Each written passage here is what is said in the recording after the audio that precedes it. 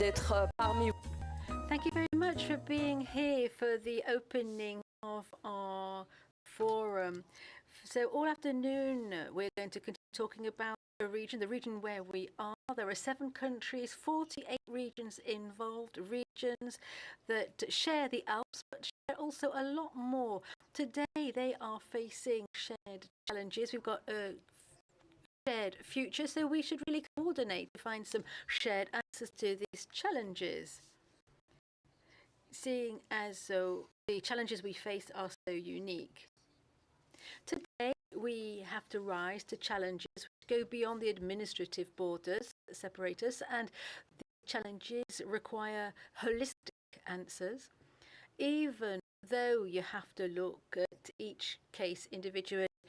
So, during our 4 years celebrating the closure of the 2020-2021 French presidency of EUSALP, which was marked by many events and a lot of initiatives throughout the Alps. So we are talking about the development of sustainable tourism, producing local produce, developing sustainable mobility solutions, getting youngsters involved in ecological transformation. Youth is a really important subject. We'll be coming back to that one later.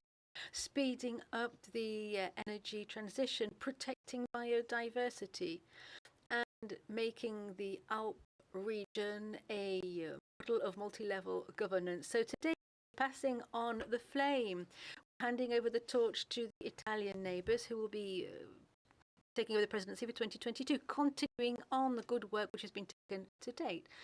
But on top of that, there will be new initiatives that will be woven into the EUSALP for a sustainable Alpine region. The priority of the Italian European presidency will be described by several guests this afternoon, but let me just give you a quick list. Developing a research ecosystem is efficient, increasing the economic potential of business sectors, and focusing on education and training, preparing youngsters for the job market, promoting intermodality and interoperability in passenger and goods transport, connection between individuals, promoting access to public services, assessing natural resources, including water and natural resources, developing ecological connectivity throughout the EUSALP region, and coping with climate change, including warding off major natural hazards, and enhancing energy efficacy, and setting up a macro-regional governance model that is solid throughout the region to enhance cooperation and coordination. So there we go, the major outline of what's going to happen in 2022, and we'll go through it this afternoon. Without further ado, we're going to hear some welcoming words, because today we are here in Nice. So I'm going to invite Magali Altounian to take the floor. She's Deputy Mayor of Nice. She's a Metropolitan Councillor responsible for finance, and she's also a regional councillor. So here she is, Magali.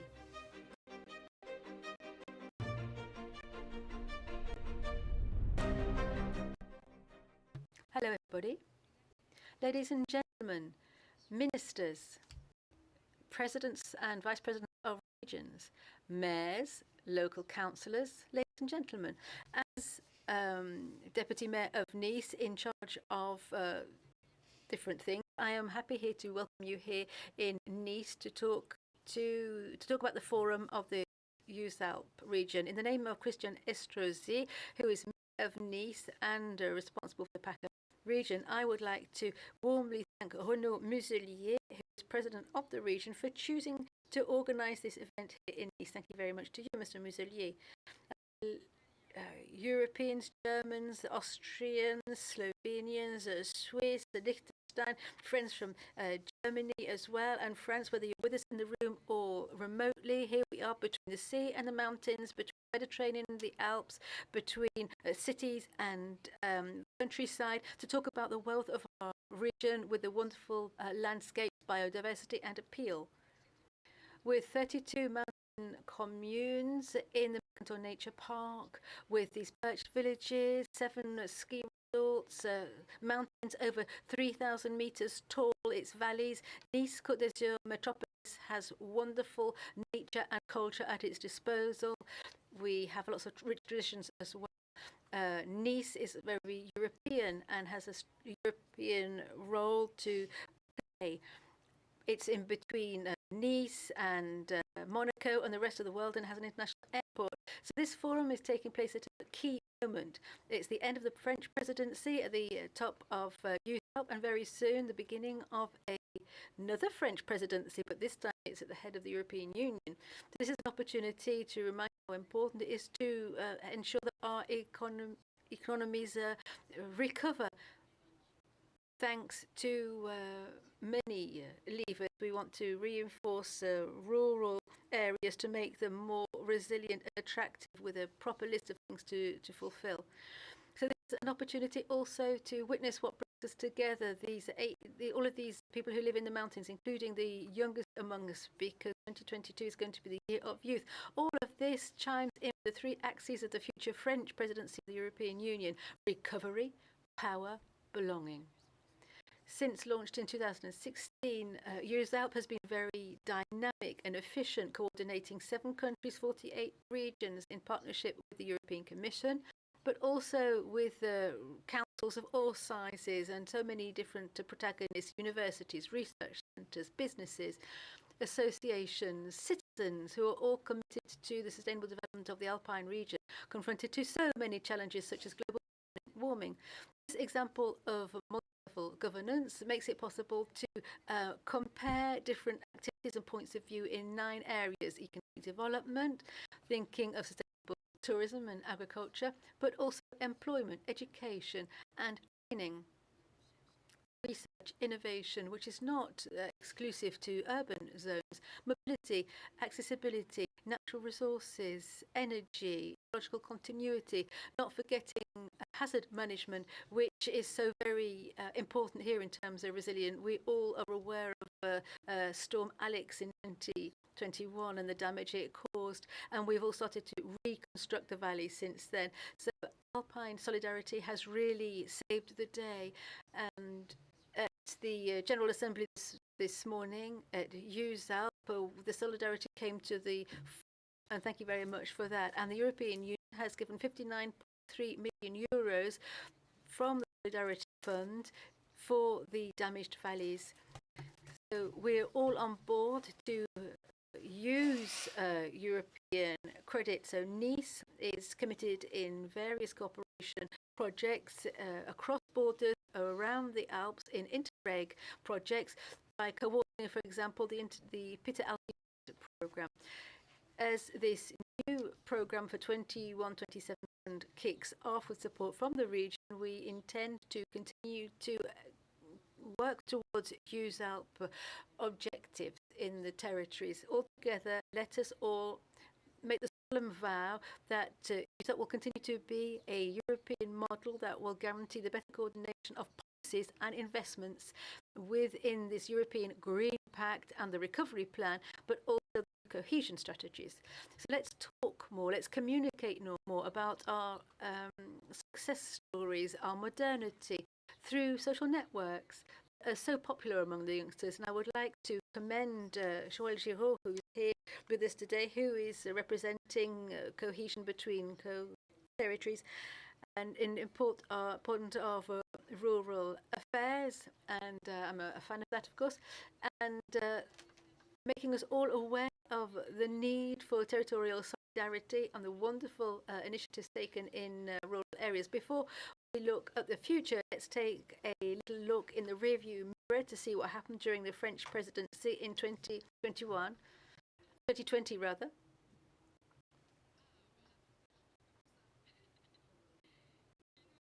And then we will hear Nicolas, who's an ambassador of the civil society for the French EUSALP presidency. So ladies and gentlemen, here you are at home in Nice. Thank you very much for being here, and I wish you some very fruitful debates.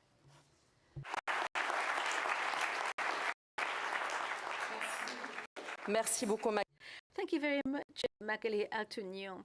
Yes, as you said, we are immediately going to have a look back at some pictures at the French presidency 2021. Liebe Freundinnen und Freunde aus der Alpenregion, liebe Teilnehmerinnen und Teilnehmer des Forums. La grande région alpine européenne s'étend sur 7 pays et 48 régions avec plus de 80 millions d'habitants.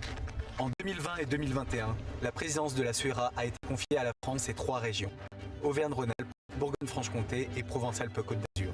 Vous, Christiane, vous êtes la déléguée générale de la présidence française de la SUERA, qui est la stratégie de l'Union européenne pour la région alpine. Qu'est-ce que vous avez vu pendant cette crise? Qu'est-ce qu'elle a révélé et comment vous avez agi à la SUERA? Cette crise, elle a révélé une chose majeure, c'est que la crise sanitaire et la crise écologique et climatique sont étroitement liées, en cela qu'elles ne connaissent pas de frontières. La notion d'arc alpin prend tout son sens.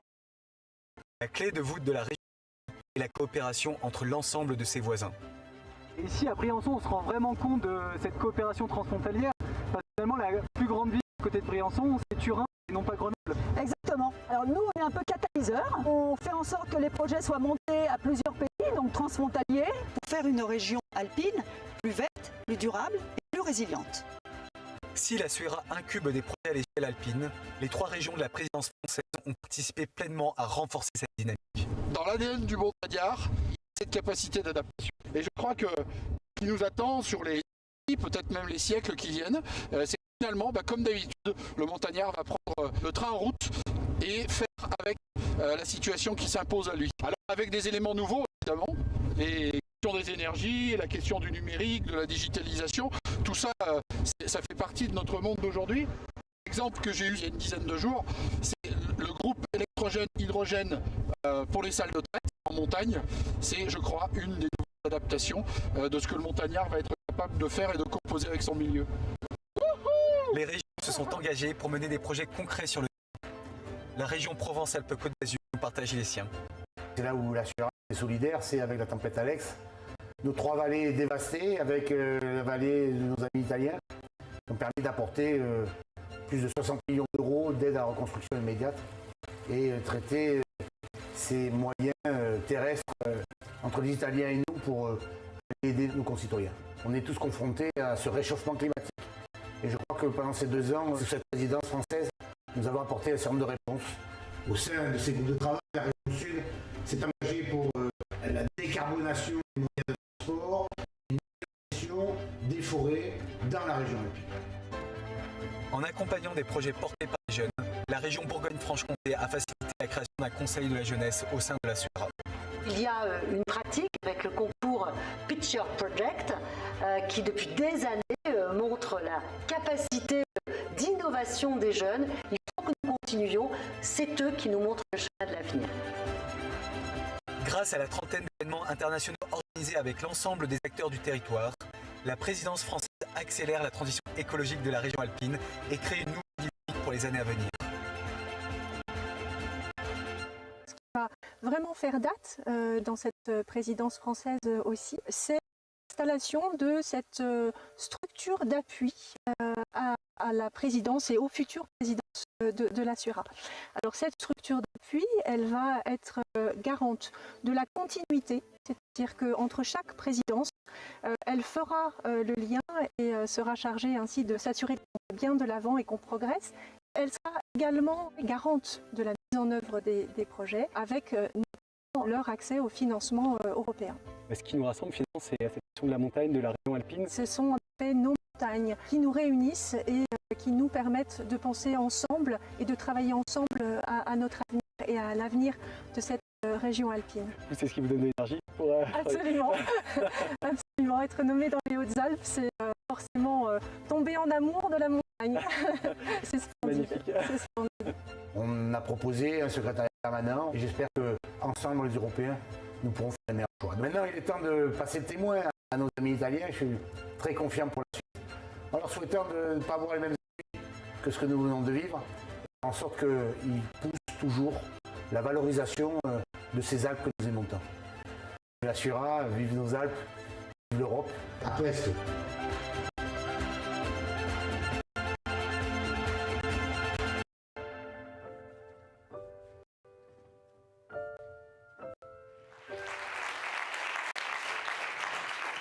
Merci beaucoup. Thank you very much. So, as we've just seen, there's a lot of solidarity and cooperation in this region, which means that today we can cope with all of the challenges that we're all facing. And it can give that spirit of resilience, which is so unique to this region. So, Nicolas, I'd like you to come up to the stage. We don't have any hang gliders for you to zoom in on or anything like that, but you're very welcome anyway. So, you are giving a testimonial of the French presidency. You were an ambassador for 2 years of the French presidency. So what did that role involve and how did you participate in the different EUSALP activities in these 2 years? Well, thank you very much, everybody, for the wonderful French presidency and all of the initiatives that were launched. I was delighted to have been part of that presidency. As you can see in the film, there was such a lot was achieved above and beyond all of the meetings that all the 10 of the different players. There was such a lot happening out on the ground. Concrete initiatives such as the Youth Council and technical support which is provided to the different issues which have been taken. And it's amazing to see that we're all together because we all love the mountains. And passion drives us to find solutions to combat climate change, the climate change that we really are experiencing. There's no snow anymore. And we have constructed a model on tourism which is focusing on snow, and now we have to have a more dynamic model, and we can see a certain number of people who are really motivated and who are really driving forward and who don't deny what's history can teach us, but they are putting in new business models and keeping things alive and finding new solutions. Talking about solutions, what have you learned during these 2 years? We see quite clearly there has been a lot of cooperation in the region, a lot of resilience. It's so unique to this area. Together, everyone was rolling up their sleeves to combat climate change, region by region. Well, as Christiane said in the film there, for 2 years we were battling through with this health crisis, and that was tied into the ecology crisis and the weather crisis and the economic crisis. And it's really important with help from different countries. When there might have been some problems in some countries, the other countries would help. And as the president of the PACA region has said about Storm Alex, yes, there is the ecological storm, the ecological problem. It is not so rare nowadays. These phenomena are more frequent. So we get help from across the borders. In the Alps, we have the fortune, if I can use that word, but good fortune of being subject to climate hazards more and more frequently. But when you're in the Jura, Métabier, for example, they really are suffering from a lack of snow, and they have to reinvent a new business model so that they can still continue to live in the mountains. So you need your economy and your transition. So what role can civil society play in all of this? In this new image, this new vision, new model that you're talking about? Well, civil society is really important when you look at all of these issues. When you see across Europe, as a member of civil society, when you look at what the European Union does, you can identify instances where Europe seems to be rather distant from our everyday concerns. But having witnessed these past 2 years, when I see all of the processes that are rolled out, no, everything comes directly from these people who live in the valleys, the breeders who raise cattle, the mayors in tiny villages, people who start their startup businesses. And then there's COP21, and the success of COP21 was bringing around the table not only governments, but all of the players who are involved in civil society, businesses, civil society, NGOs, etc. And that's the interesting thing. And at EUSALP, we can bring everyone from the same region around the table to speed up our transitions so that we could continue enjoying living on our wonderful mountains. Well, thank you very much.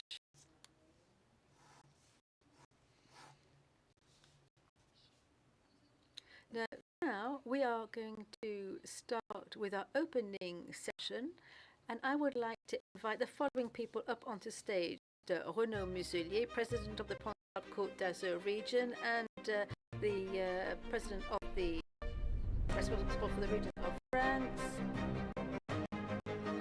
Mr. Fabien Pacouk, who is a regional councillor of the region of the Auvergne-Rhône-Alpes regions, Patrick Molinos, Vice President of the Bourgogne-Franche-Comté region, Slavomir Tokarski, Director of DG Regio at the European Commission,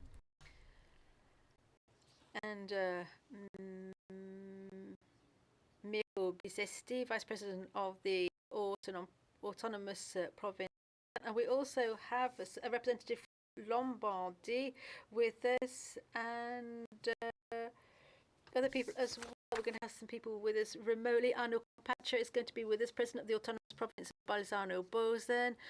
And there we go, quite a panel of people with us. Thank you very much for bringing us all up on stage. Thank you for those introductory words. Welcome everybody if you're here in Nice, and welcome also to those of you who are remote, watching us remotely in one of the 7 countries or 48 regions that are part of EUSALP. So about 8 million people who live in this Alp region, and here we are starting our annual forum. We're slightly behind schedule, apologies, but the General Assembly was held this morning and there was a lot to get through.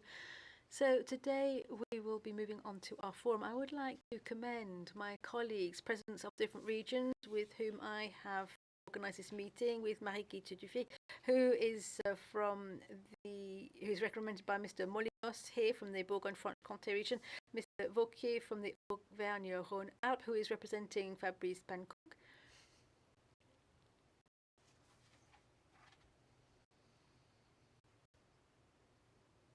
There we go. There's a comment about the film which we've just watched. So, Mr. Giraud, thank you very much. You represent the French government and you have been with us by our side throughout. Madame Atugnon, who has welcomed us here in the name of Mr. Estrosi, and she mentioned this cooperation in the Alps, here in the PACA region. We've got 6 départements, 6 of those names begin with Alp.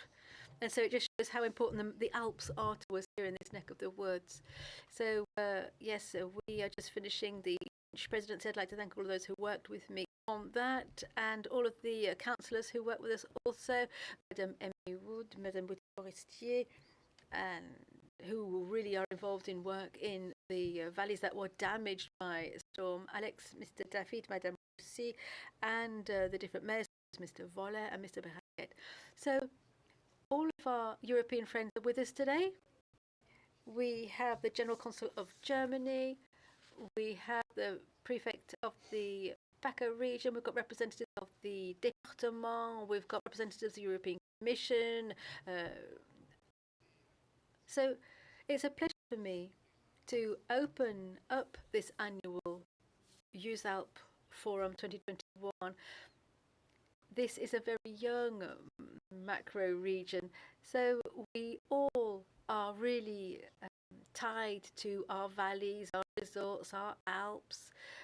These Alps, whose characteristics are absolutely outstanding with a unique identity, the Alps. We are fortunate enough to live among the Alps. So people have different opinions about the Alps. There have been 10 Olympic Games have been organised in the Alps. The literature from Heidi to all other stories, Romy Schneider, Sissi Empress, and it's been a theme in spy movies. It's been the backdrop for all kinds of films. We have lots of regional dishes which are the envy of the world. So leisure, lifestyle, biodiversity, sports, and human epics. So we have a shared destiny and we share the same threats and challenges too. And so on a European scale, it's quite logical to think of it as a macro region and also to pool our experience and our expertise at the service of our region to face with the different challenges facing our identity. It's these specificities. We all are very fond of those specificities. We have to protect these areas, our lifestyle, and we have to foster economic stability in these areas. And we also have to look after our youngsters. These are challenges that are very difficult, given what we've just been through over the past couple of years. And I will tomorrow have an opportunity to talk about the different actions which have been carried out for our citizens. And our young ambassador who spoke earlier on was able to see with his own eyes how Europe seems as if it's very complex and very distant, but really when you know how to work with Europe, it's really by your side every step of the way.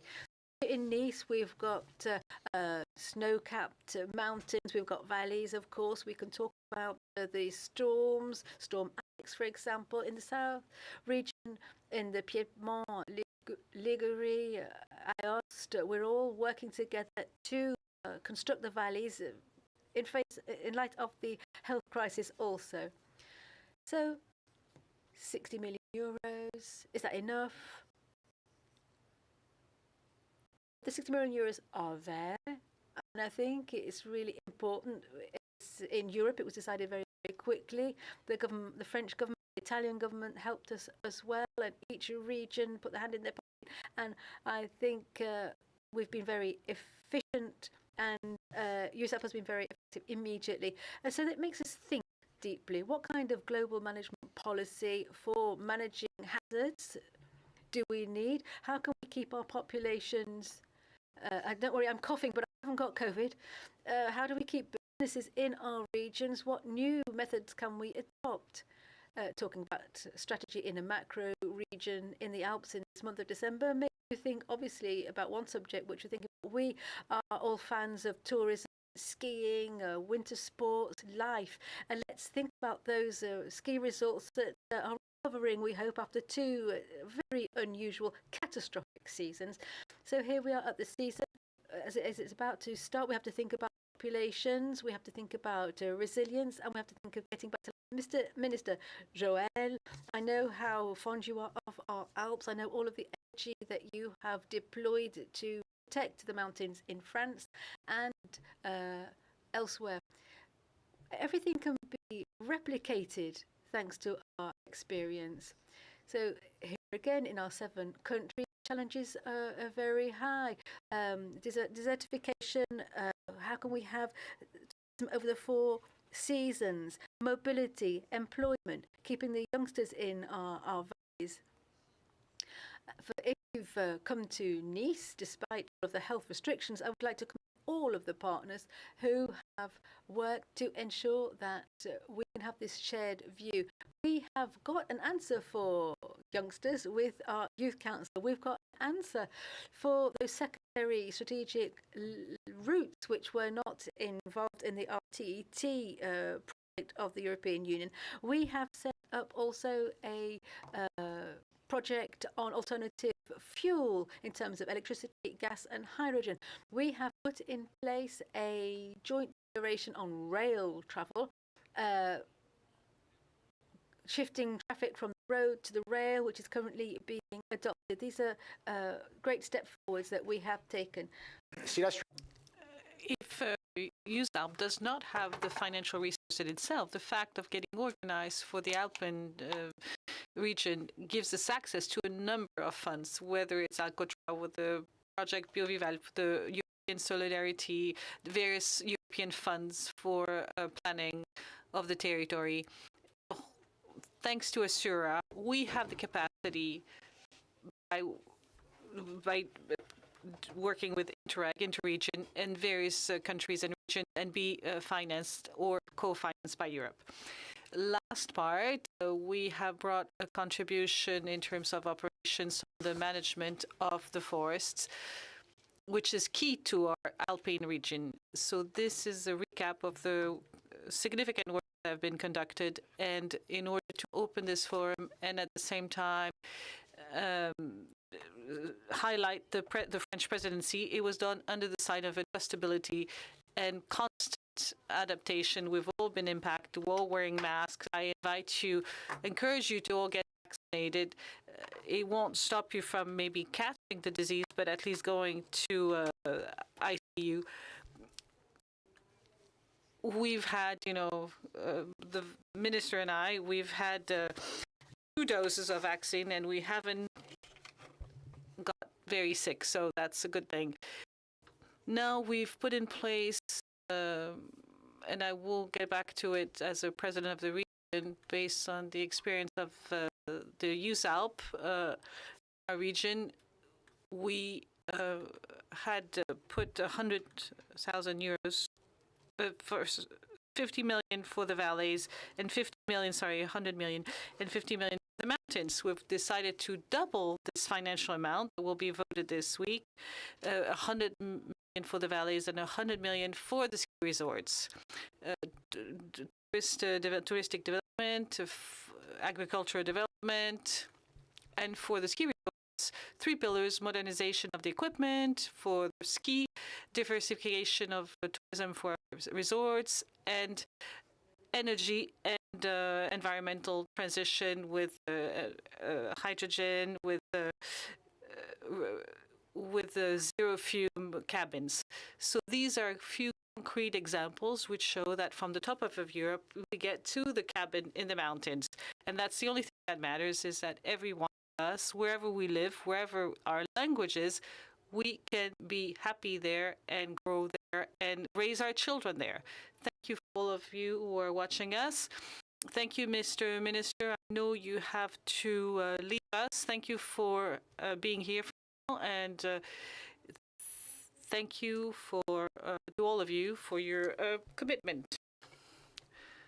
For our citizens, for the citizens who we live, and we try to do our best. And in these times, very complicated and challenging times of COVID, I think we brought some answers, quick answers, not always perfect, but we learn and don't make the same mistakes, which allow us to look at the future in a bright way.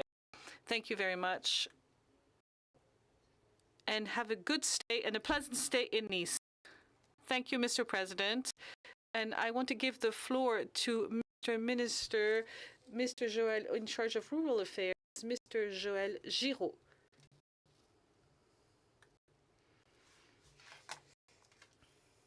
So I don't want to repeat once again all the protocol, because since we're passing the presidency to Italy, I'm going to do it the Italian way. And I'm going to say autorità, which is much more simple. And that spares me from quoting everybody.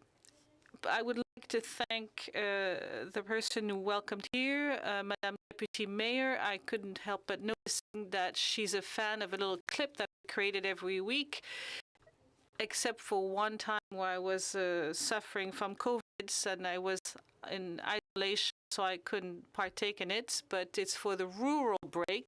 For those of you who haven't watched this yet, it is not me who's playing the part of the rooster. I have the part where I explain to the whole of France what is rural affairs. And for those of you who are Parisian, it stops everyone from having a cliche on the mountains and the life in the mountains, which is very far away from the reality in the territories. And we've talked about it all morning, but these territories know how to innovate, because in order to survive, they had to innovate. So that's a major difference with those territories. So thank you, Madame Deputy Mayor, for that. I didn't doubt, as the opening speech of the EUSALP, you were going to talk about mountains, because I would like to say it again, the anchoring of the metropolis of Nice in the mountains is particularly strong. I was telling this morning that it's the only metropolis that goes from the Edelweiss to the fish that you fish in the Bay of Cannes. You have a metropolis that has a majority of its territory that is in a mountain region. And I'm very happy that after the bad start in December 2020 because of the pandemics, we can meet here again. And if the president of the region didn't lie, if he didn't give us the COVID early on, well, if it's the case, I'd rather be quarantined for 10 days in Nice than to be quarantined for 10 days in an office in Paris. To be more serious, I wanted to say that France has had 2 years of the presidency for the EUSALP, 2 years marked by the health crisis, and 2 years that would been full of lessons and exchanges and work between those different territories that create the Alps. And this presidency has allowed us to share collectively, collegially, this région Bourgogne-Franche-Comté, région Rhône-Alpes, and of course the PACA region, dear Renaud, to bring about a momentum of sustainable development for the Alpine region. Some people talk about it, some people do it, and EUSALP was a chance to show that sometimes people were disagreeing on the subject, or sometimes these disagreements could disappear, and that we could all speak in one voice for more resilient Alps, for Alps where life would be better. It's already good, but it would be even better, because you can always improve things in the region. The Alpine region is made of mountain territories that are extremely diverse, from the high tops, the iconic ski resorts, the industrial valleys that I never forget, medium-sized cities, services that are often more important than in traditional rural life, beautiful lakes, and metropolis as well, among which some of the most powerful ones in Europe. And the Alpine region, very united, despite its borders, its linguistic borders, its geographical borders. So following the Italian presidency in 2020 extended because of the health crisis, France has committed to represent the whole diversity of the Alps and to support a common vision to make sure that today and tomorrow, we bring some collective answers to 80 million people who live in this space, in this Alpine space.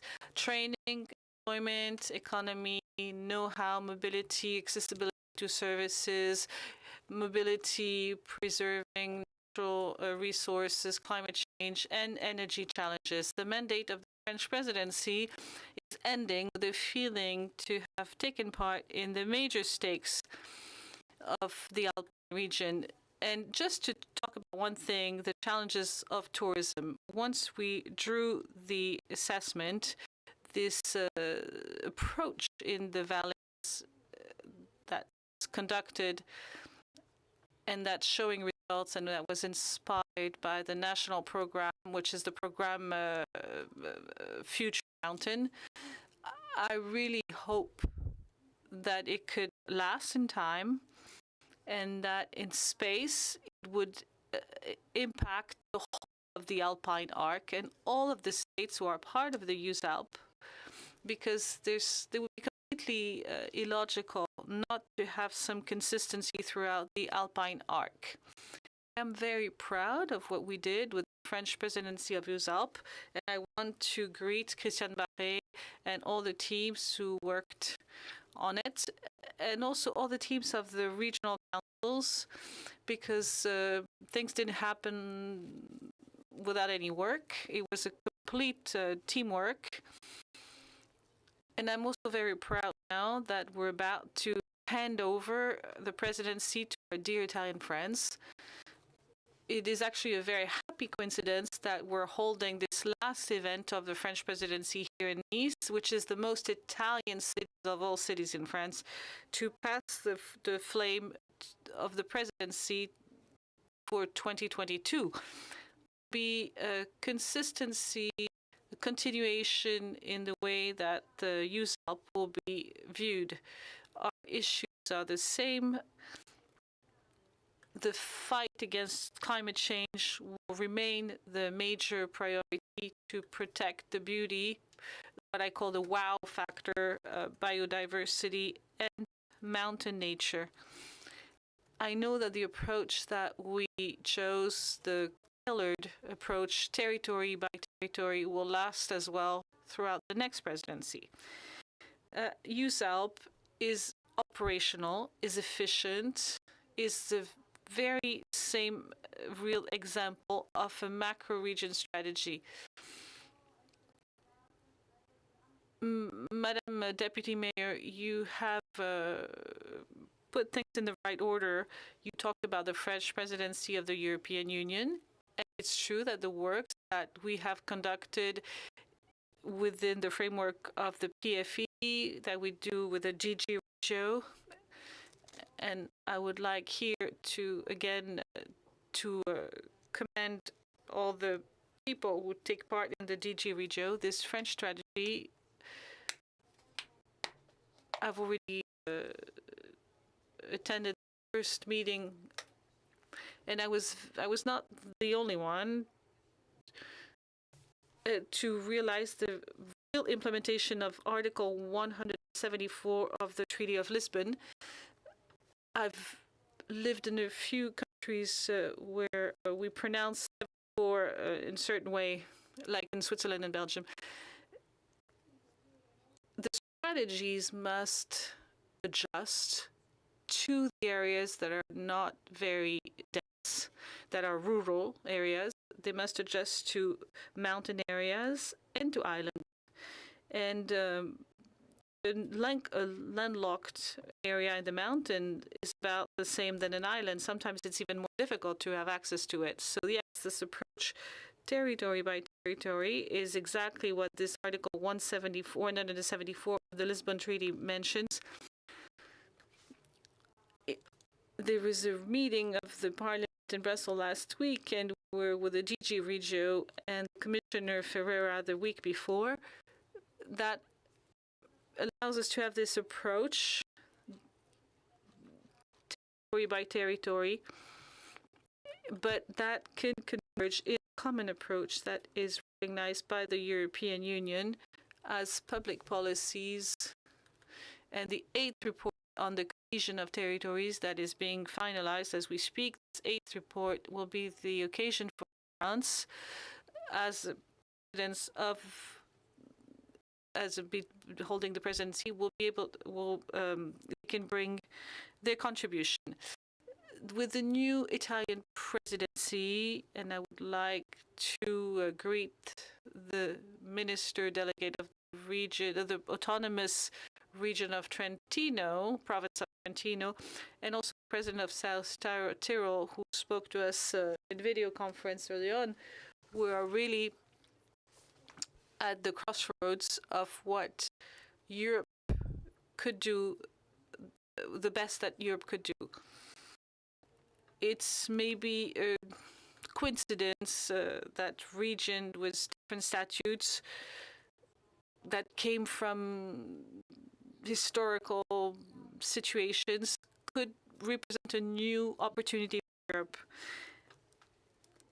And actually, if you follow the news and if you follow the Quirinal Treaty, you can know that all our fates are crossed, are intertwined, and our common ambition will be represented by the Italian presidency. I am a child of the Alps. I am a child of Europe, not only the European Union, but Europe. Some that are further east, actually. I know what it means to have a European passport. I was a member as foundation of the Federal Union, European Union, because I believe that the European Union today, throughout its macro-region strategies, as we presented them, whether they're on Baltic, on the Danube, on the Alps, these are pragmatic answers that will allow us not to speak about nation states, but to speak in one voice with this differentiation policy on each territory. And that will be a space of innovation and progress, and that will improve even more under the presidency of our Italian friends. Thank you all. And I apologize and have to run, but I will be back later on today and tomorrow. Thank you. I would like to invite now Fabrice Pancook to join us, who's the Regional Councillor Delegate for Mountain Valleys, Auvergne-Rhône-Alpes region. So we're running about 40 minutes late, so I'm going to still please ask you to stick to the time that you were given. Thank you, Mr. Minister, Mr. President, and I want to say, dear friends of the mountain, by greeting this new Italian presidency. If we're gathered here today, it's because we have something in common. We have territory in common, and we have this heritage that we need to proudly defend, support, and guide.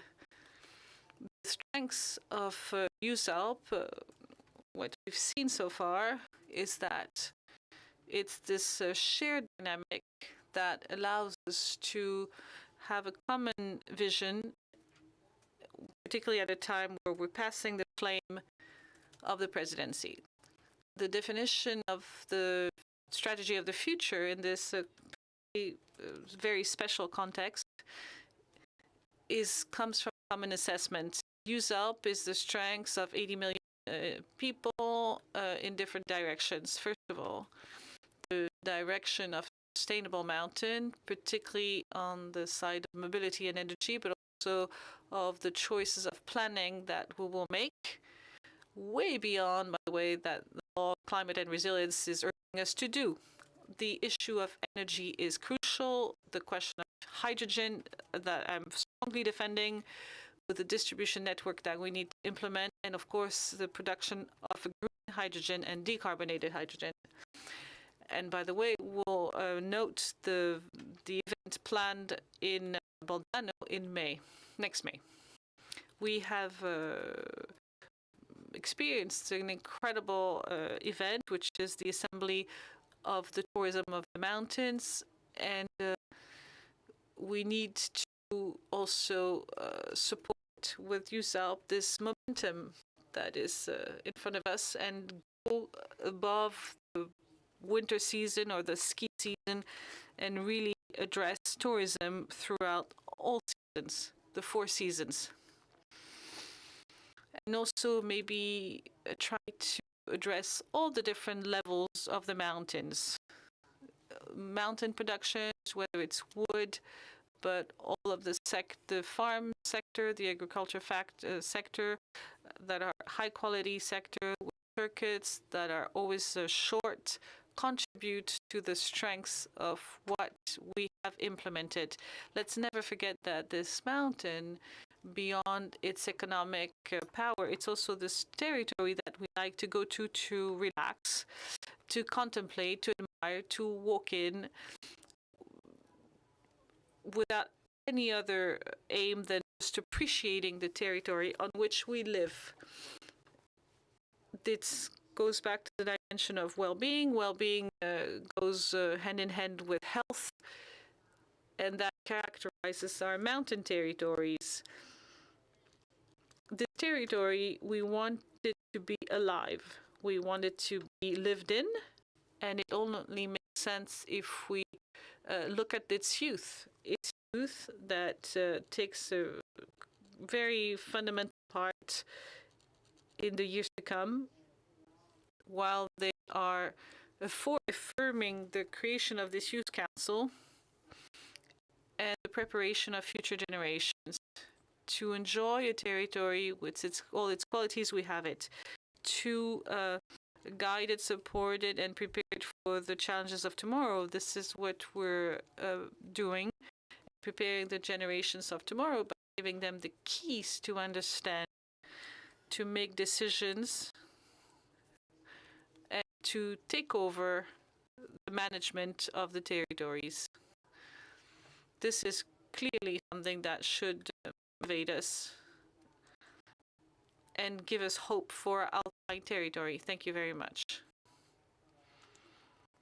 I now invite Patrick Molinos, Vice President of the Bourgogne-Franche-Comté region.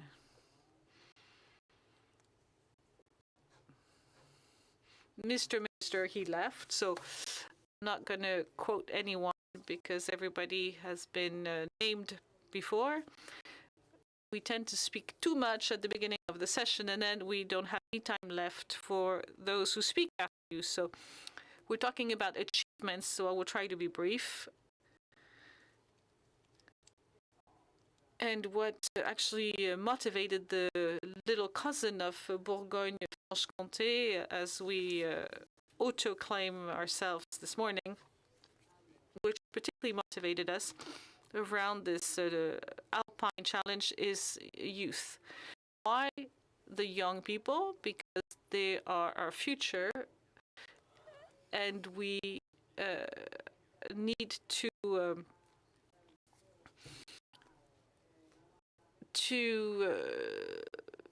look at them with in a different way than we tend to as older people, because we're caught in the reality of our structures, of our rules, and all the difficulties that sometimes stop us from dreaming.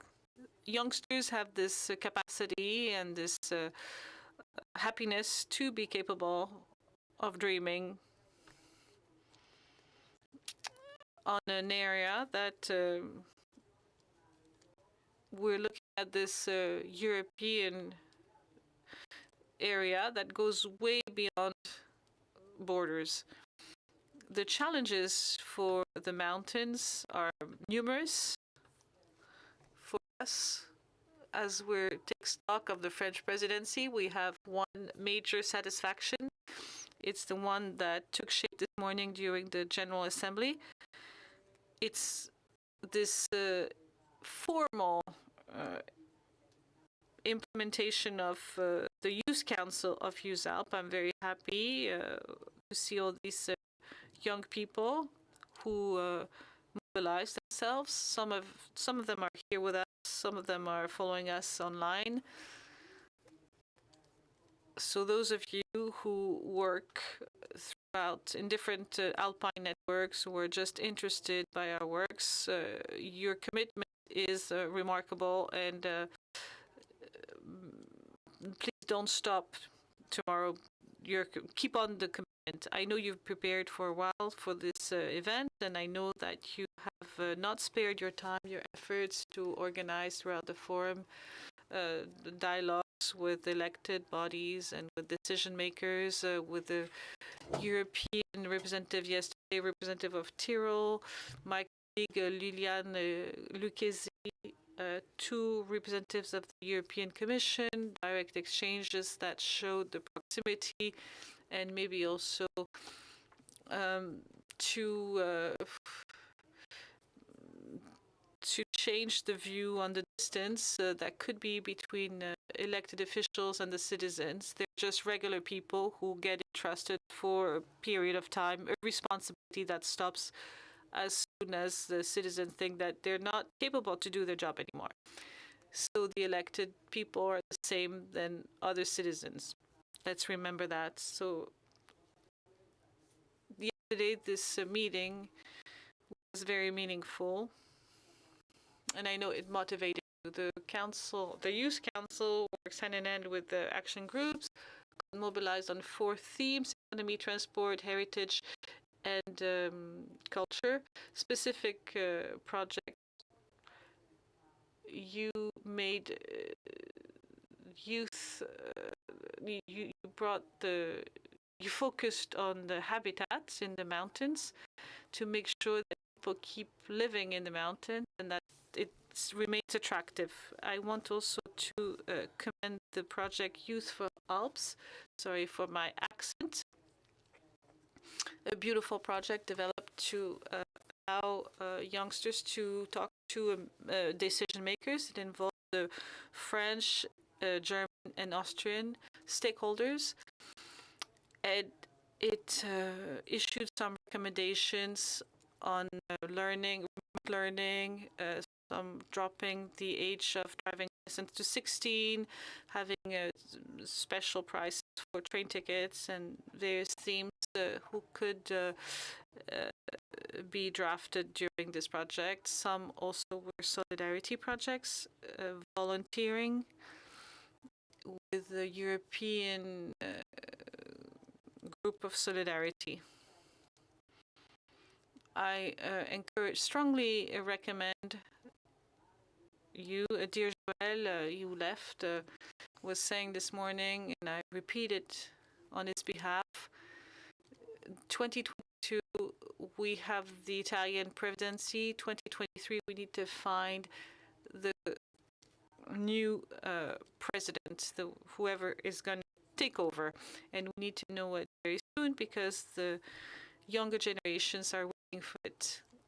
So throughout these 2 years of French presidency, the region Bourgogne-Franche-Comté, with Madame Préfète, Madame Barré,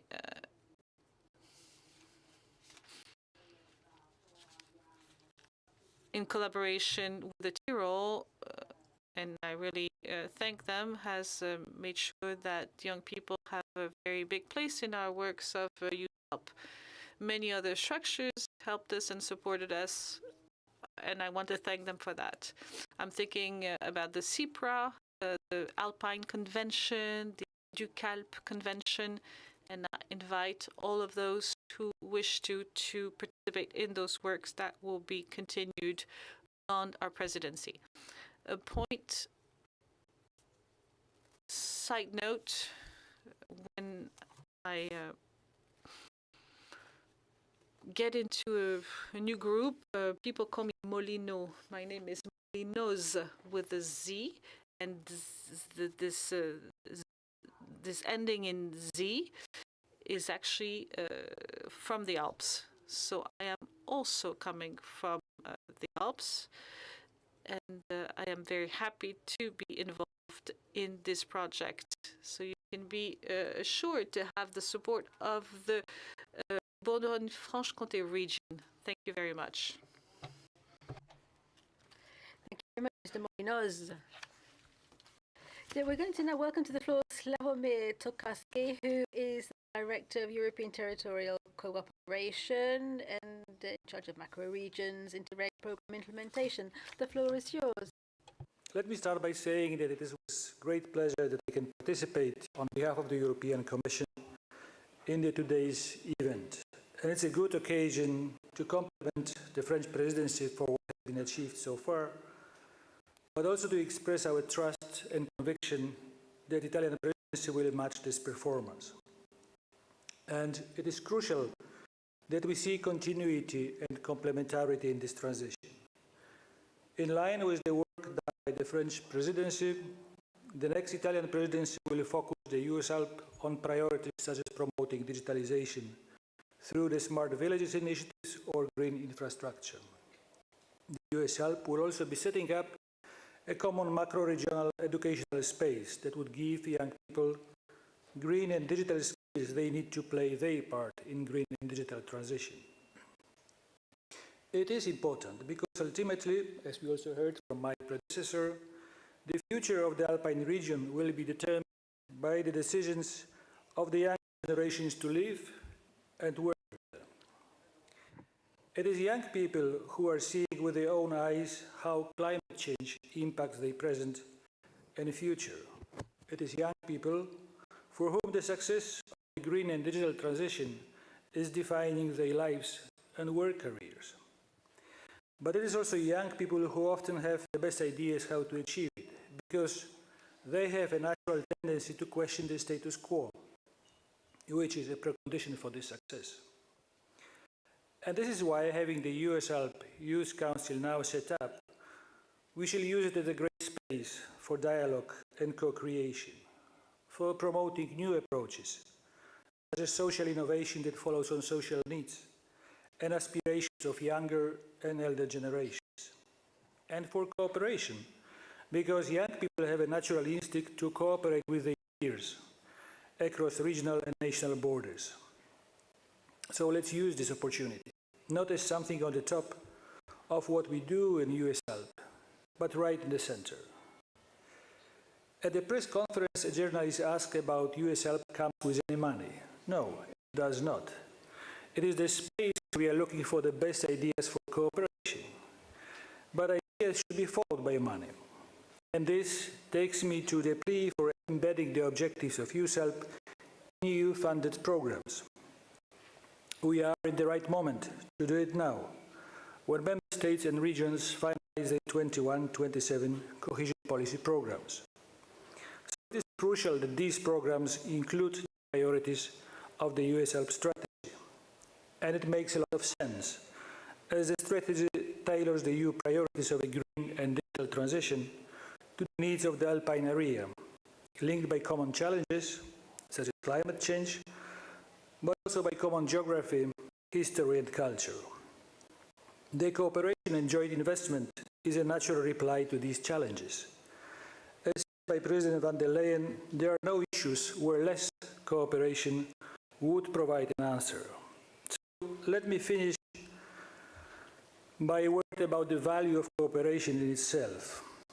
We all have been, to a certain extent, traumatized by COVID, especially younger generations, which often filled us with the feeling of loneliness and anxiety.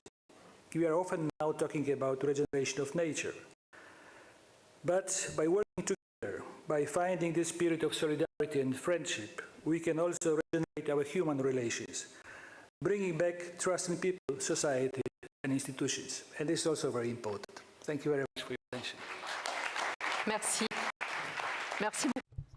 Thank you very much. Now we're going to hand over to some guests with us remotely. Apologies for having made them wait for such a long time. We're going to talk to Raffaele Cattaneo, who is Minister for the environment and climate in the Lombardy region. Thank you very much for being with us.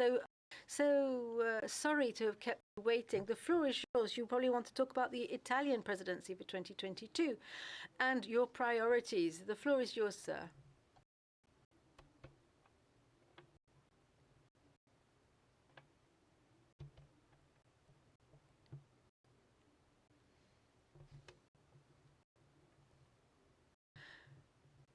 The interpreter sadly cannot hear the speech that's being given.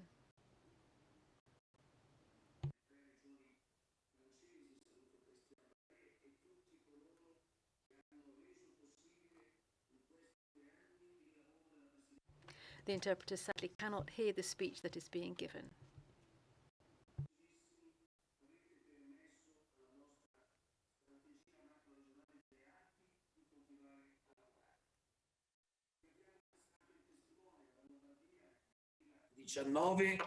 Dopo 2 anni la presidenza torna in. So after 2 years, the presidency is coming back to Italy next year. It will be coordinated really well by the autonomous prisons of Trente and Bolzano. After myself, we have the autonomous province of Trento, which will take the floor. So I really would like to underline 2 points. We are currently at our forum talking about economic power in Europe. Today, at the head office of the Lombardy region, I can see the whole chain of the Alps. I get the feeling that I can open my window and reach out and touch them. So we are in the Alps. There's a fertile plain at the foot of our mountains. And that explains the wealth of our region. So to continue our dialogue, which gives economic strength to our region. We've got a substantial GDP produced by the 48 regions, including the Swiss areas in EUSALP. So we are a powerful economy in the Alps, so we can have ambitious goals. As we have written in the manifesto that was approved a year ago, together to shape a sustainable Alpine region, we have to be ambitious. Let me give you an example. We have to make our Alpine region the biggest, the first carbon neutral macro region in Europe. That is one of the goals that we have identified in line with climate change.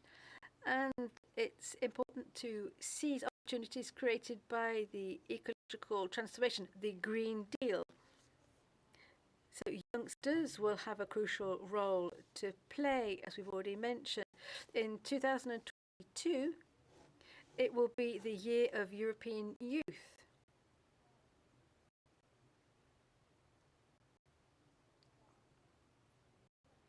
And the work that we are going to do in our action groups will be absolutely essential. I'd like to outline 2 points, which are concrete goals for 2022.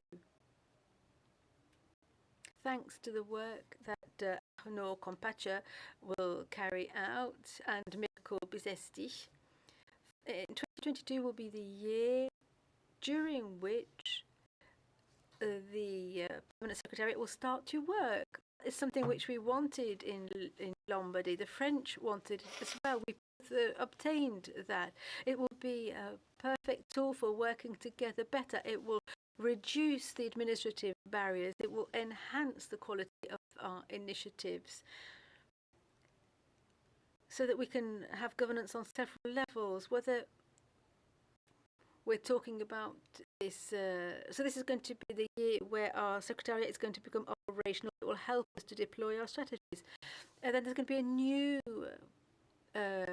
European programming period opens, which runs up until 2027. It's important to quote the European Commission Commission from December 2020 about macro-regional strategy. It highlighted the pressing need to integrate priorities in macro-regional strategies within the European Union funding strategy for 2021 to 27. 2022 will be a crucial year to achieve that goal by creating a network of authorities that coordinate these different projects, which we wanted in Lombardy with the French presidency, of course. These resources will help us to reach our objectives and to demonstrate the strength of our macro-regional proposals. We have this manifesto, which is so up to date. Allow me to wrap up. We can talk about the term embedding. We are developing projects and using European funds, and we have to projects their true original meaning back. We have to have policies that construct an integrated type of governance in the Alps, which is more along the lines of the Europe of the peoples, of our forefathers, constructed from bottom up, which is kept alive, which is lively, and that's the nature of our strategy. And I'm sure that with the wonderful contributions of our colleagues from Trento and Bolzano-Bozen, then we will do wonderful work and rise to very high challenges. Enjoy your work, everybody. So we have another remote speaker, Arnaud Compaccia, who is president of the autonomous province of Bolzano-Bozen. Welcome to you, Mr. Compaccia. Once again, sincere apologies for this delay. The floor is yours. Thank you very much. First of all, I really would like to thank Raffaele Cateno, my friend and my colleague, for his words of introduction. He's just introduced you to the notion of the Italian presidency. He said a lot. I will simply add a few words. Thank you very much, Raphael. I agree 100% with what you said just a few moments ago.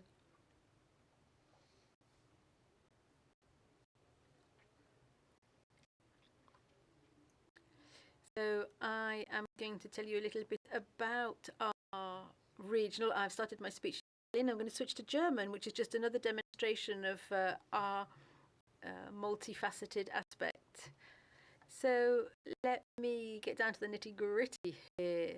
For the Italian presidency that we will be shouldering as the autonomous province of Bolzano-Bozen, our main priority is climate protection and different measures that must be taken to ward off climate change, and also to build up resilience. It will be necessary. We all know that the planet is heating up.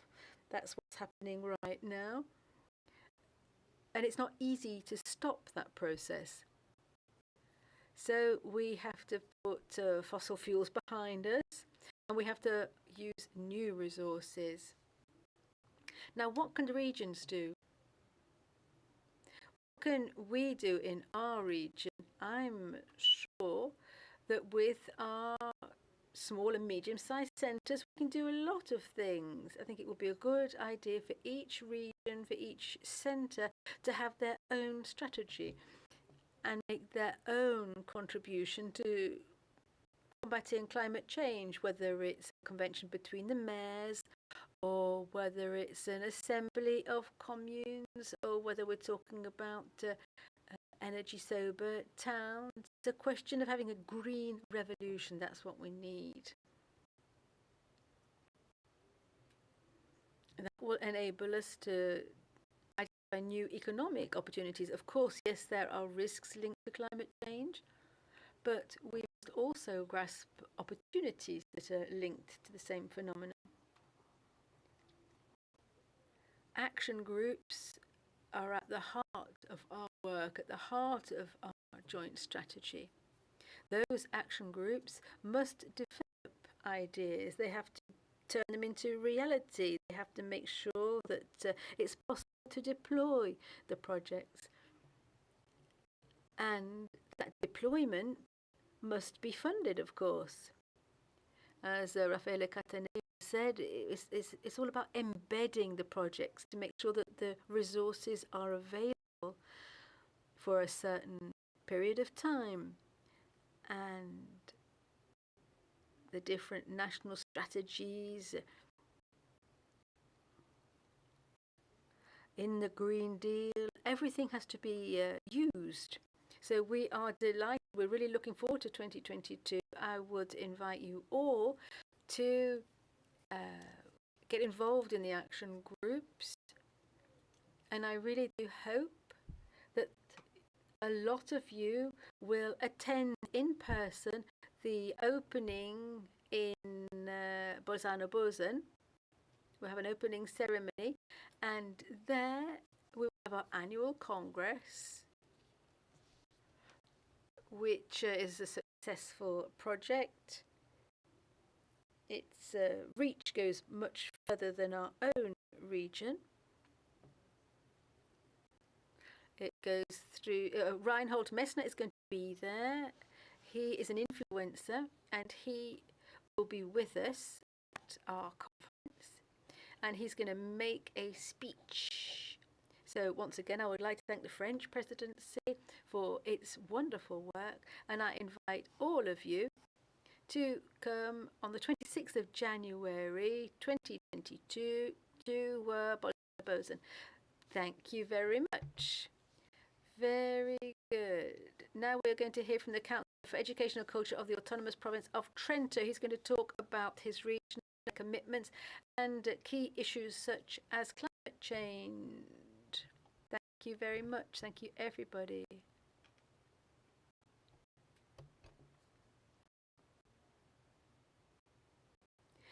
Okay, I'd like to start with a wish, one which was already expressed by the minister before he had to leave, and which Mr. Compacha also evoked. Our job now to share our experience of Alpine regions. We've carried out a lot of work.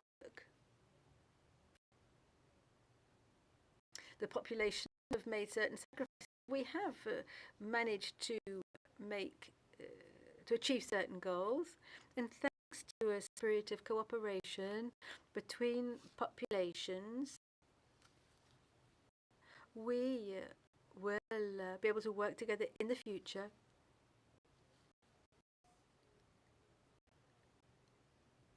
So we have goals for our Italian presidency after the 2 years of the French presidency, which was, of course,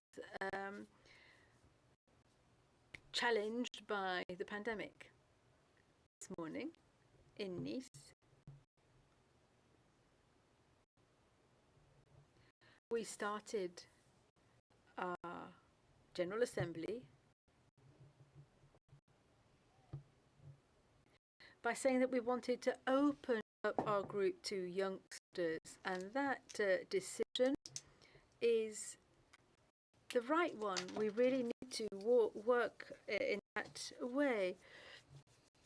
We talked about the economic strength of our region. Our goal has to be to increase cohesion between our territories. The fact of taking over from the French, well, we're going to carry that flame forward, and work towards these macro-regional objectives. We want to help the youngsters. We heard from the youngsters this morning. They had some proposals to put forward. We talked about their proposals.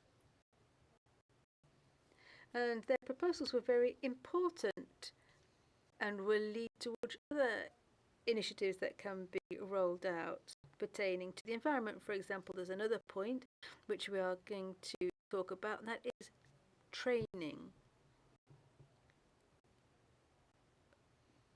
It's important for knowledge in our macro-regional region.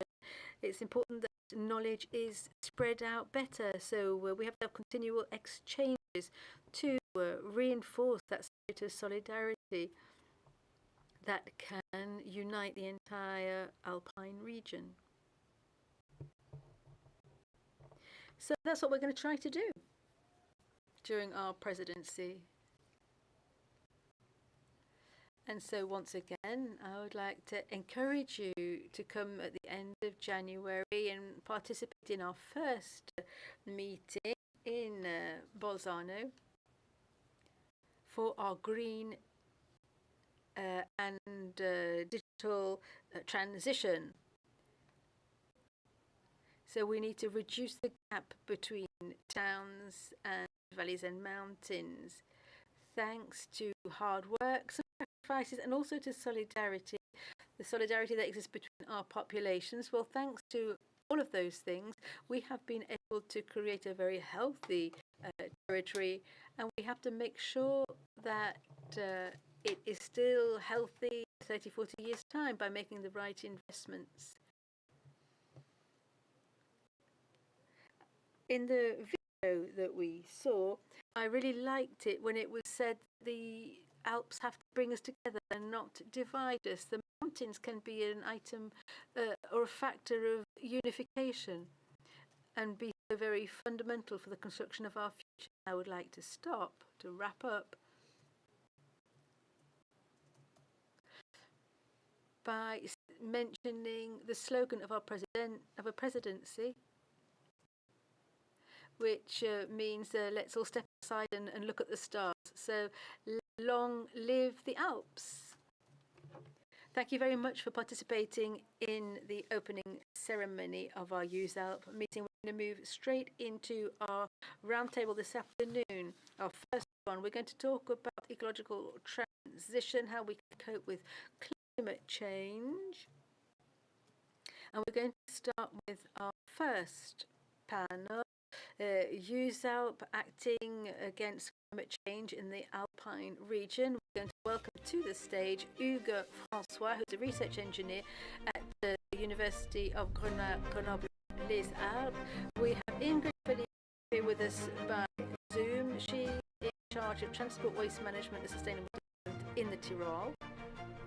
We have Chantal Emeyoud with us, VP of the PACA region, and she's in charge of mountains and European affairs. We've got Leandra Kreiser, who's a member of the EUSALP Youth Council. We've got Philippe Alpé, who's vice president of the Doubs department in charge of territorial development and European affairs.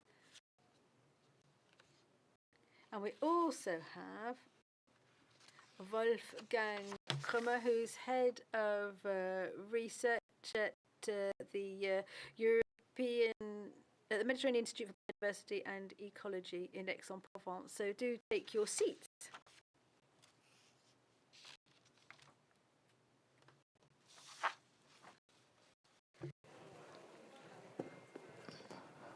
Je vais me garder celle-ci.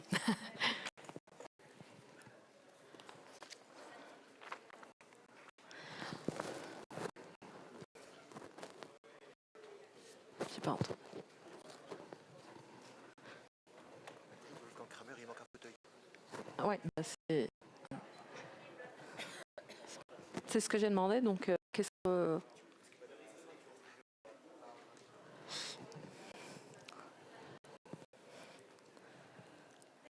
En attendant qu'on nous rajoute un... Je vous en prie. Non, je vous en prie. Je vous en prie. Parfait. Bonjour à tous. Hello, everyone. Thank you for being here. I would like to start with Mr. Hugues François, research engineer at the University of Grenoble-Alpes, a researcher at INRAE, conducting work in partnership with Météo France, the weather company. Climate change, we hear about it since this morning, impacts us in this region in a very direct way. It just takes to look at the snow conditions of the ski resorts, and the year 2050 seems to be a decisive date that we need to be looking for this region. Generally speaking, the weather forecasts show a number of elements, particularly trends that will last depending on the greenhouse gas emission. And we can see that there's a alignment of various scenarios, including the one looking into 2050. We cannot right now cut the greenhouse gas emissions and move on to neutral carbon emission, because that takes a long time. And that means that no matter what happens, by 2050, we will see a trend of less snow that will have a direct impact on the mountain economies and on, of course, the economy of ski resorts that contribute to the life of mountain territories.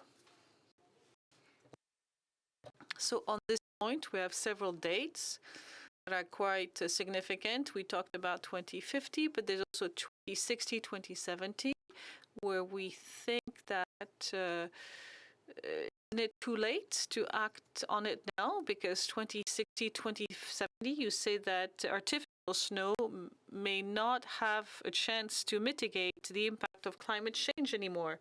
So we need to act now, don't we? There are several questions that are being raised.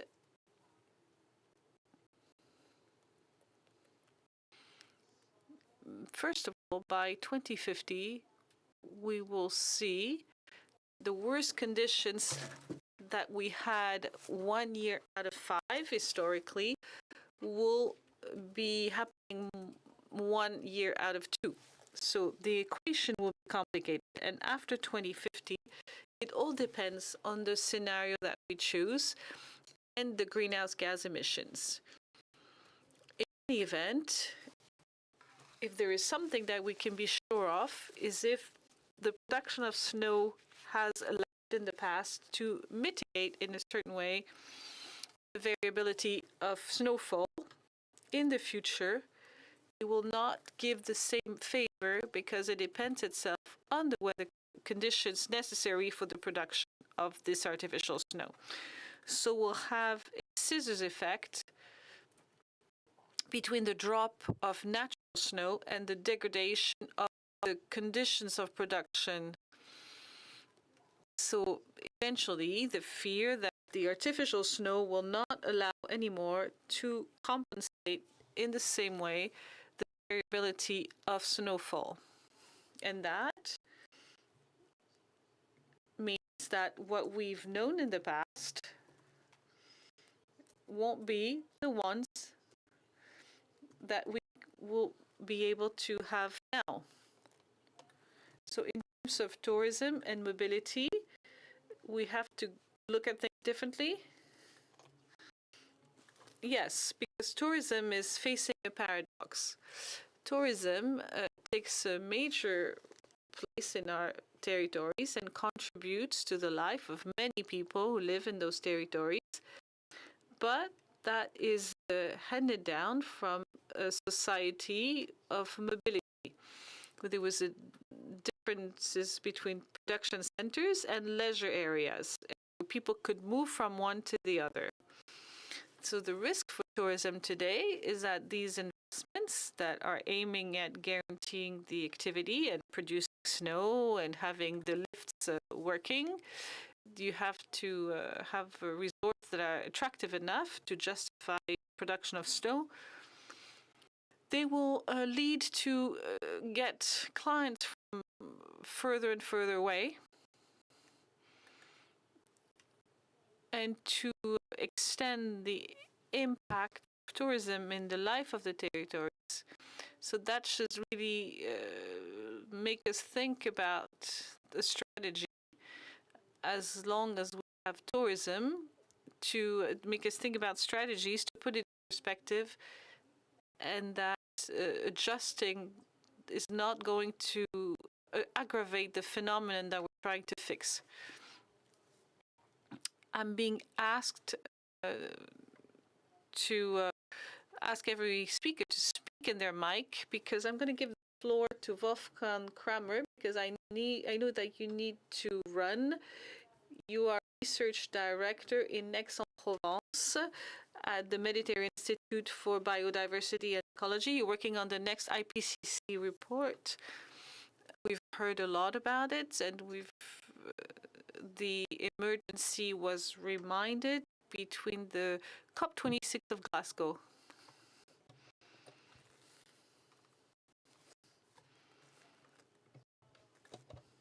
Thank you very much for the invitation. I would like to say as an introduction, and I would like to answer as follows. The World Climate Council for Climate is the world body that is responsible to make recommendations on climate, and that it is impacting our region of PACA. There's also the IPCC that does the same thing and regroups, gathers all the information from the science and circulates them for the various regions. And that seems to be very positive. In the months of February of next year, a new IPCC report will be published. It's the sixth report. Second part of the sixth report. I am co-author of the report, and as far as I'm concerned, we should highlight that for Alpine regions today, there won't be anything new under the sun in this report. Nothing that was not in the specific reports dedicated to the Alpine region. However, it is quite concerning because we've accepted too much that it's concerning. We talk about this 1.5 degree that was decided by the Paris Agreement. We won't be able to keep that goal. That's what was said in Glasgow, which is disappointing. What does it mean for the mountain areas? That means that, globally speaking, the 1.5 degree mark will not be met, and we'll probably have 3 or 4 or 5 degrees. At the end of the 21st century, we need to be aware of it. There are some positive activities that exist in the framework of the EUSALP program, which are necessary, and the message needs to be the following.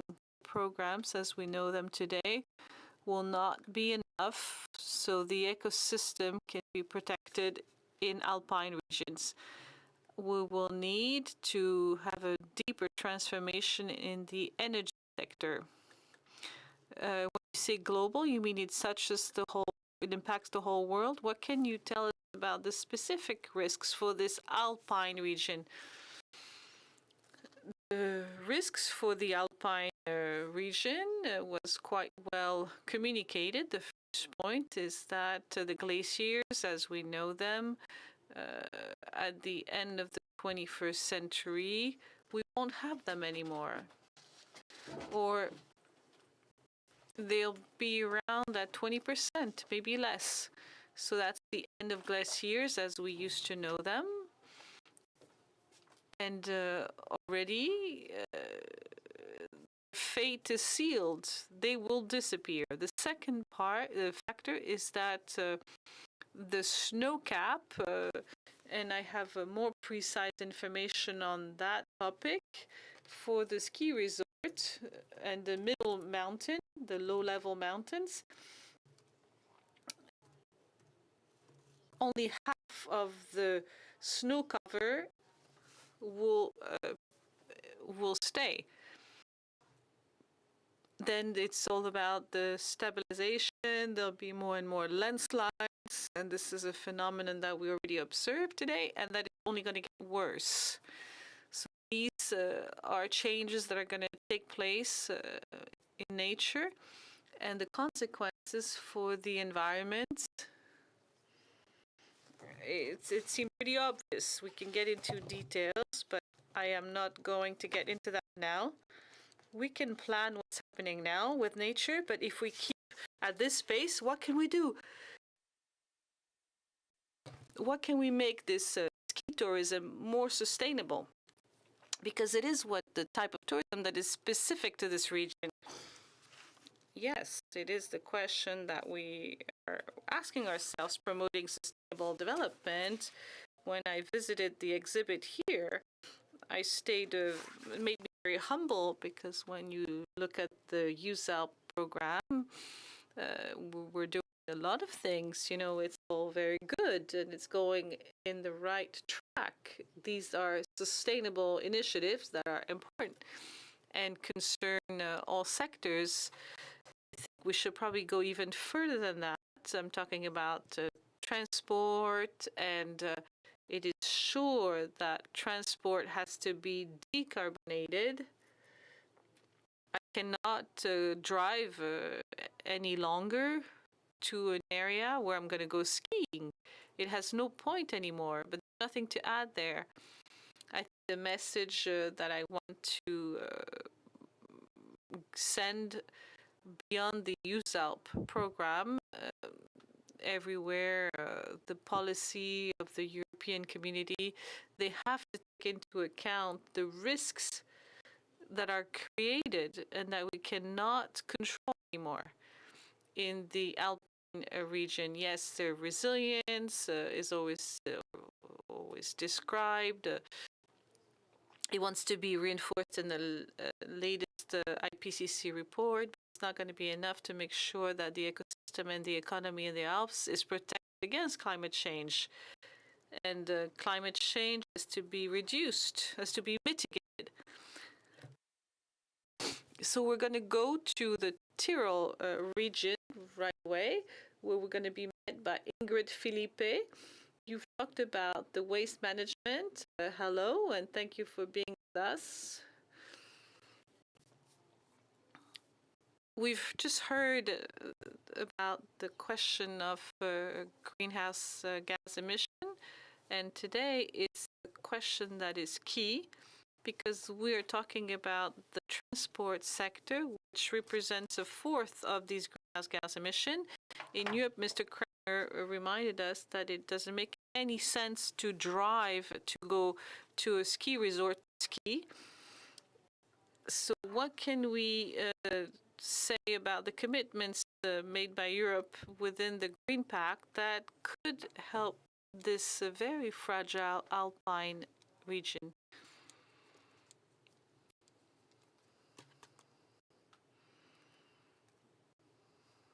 Hello, from Innsbruck. A big thank you to give me the floor.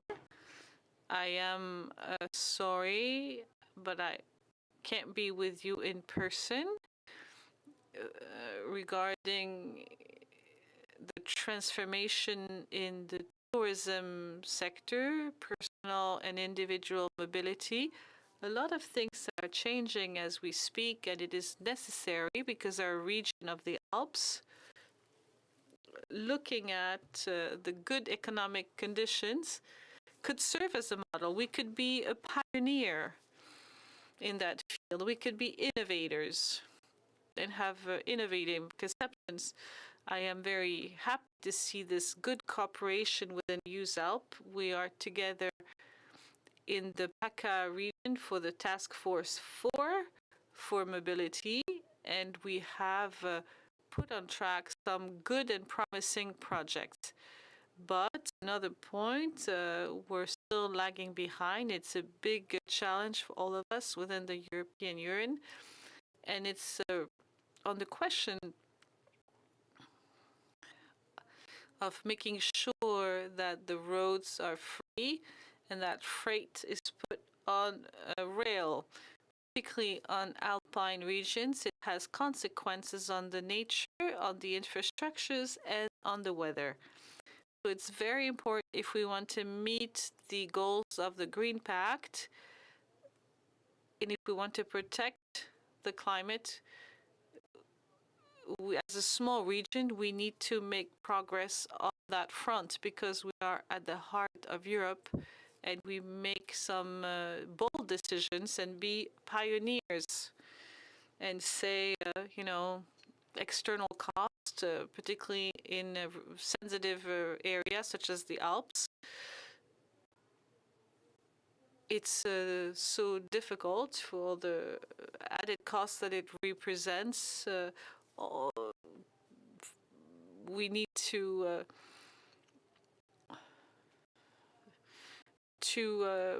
allocate them to all the subsidies that we're getting to use the road. And that rail is, there's no competition, that rail costs the same. And I will commit to make sure that the countries, the EUSALP countries, are united in front of this common goal at the European level, with the directive, with the Euro vignette. We have costs that really take into account the price that it costs. I want to give you the floor again to talk about something about a project, concrete projects, to make it more concrete in this macro region. I don't know if we still have Madame Philippe with us.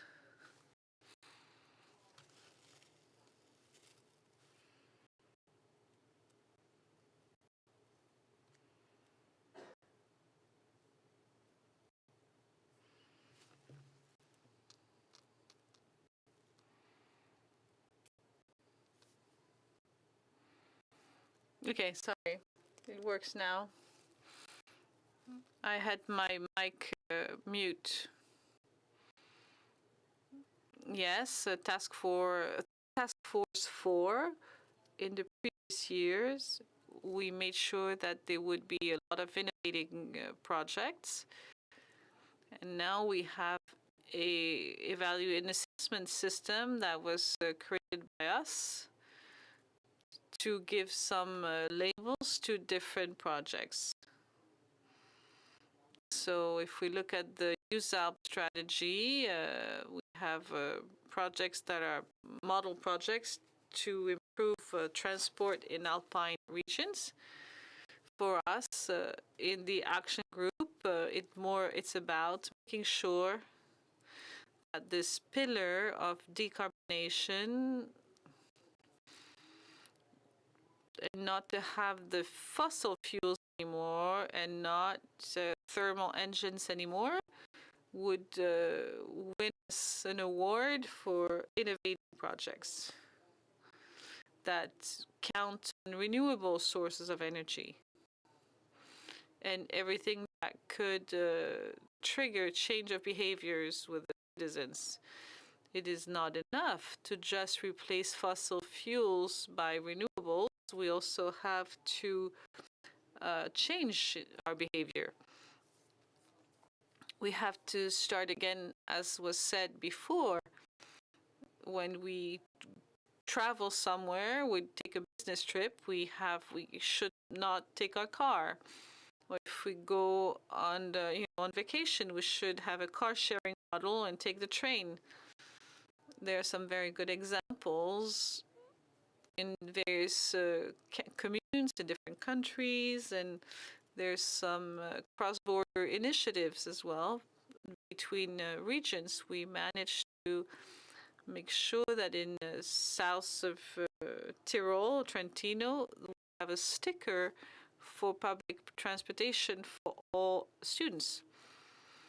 This sticker costs less than 400 euros and is valid for all of the region.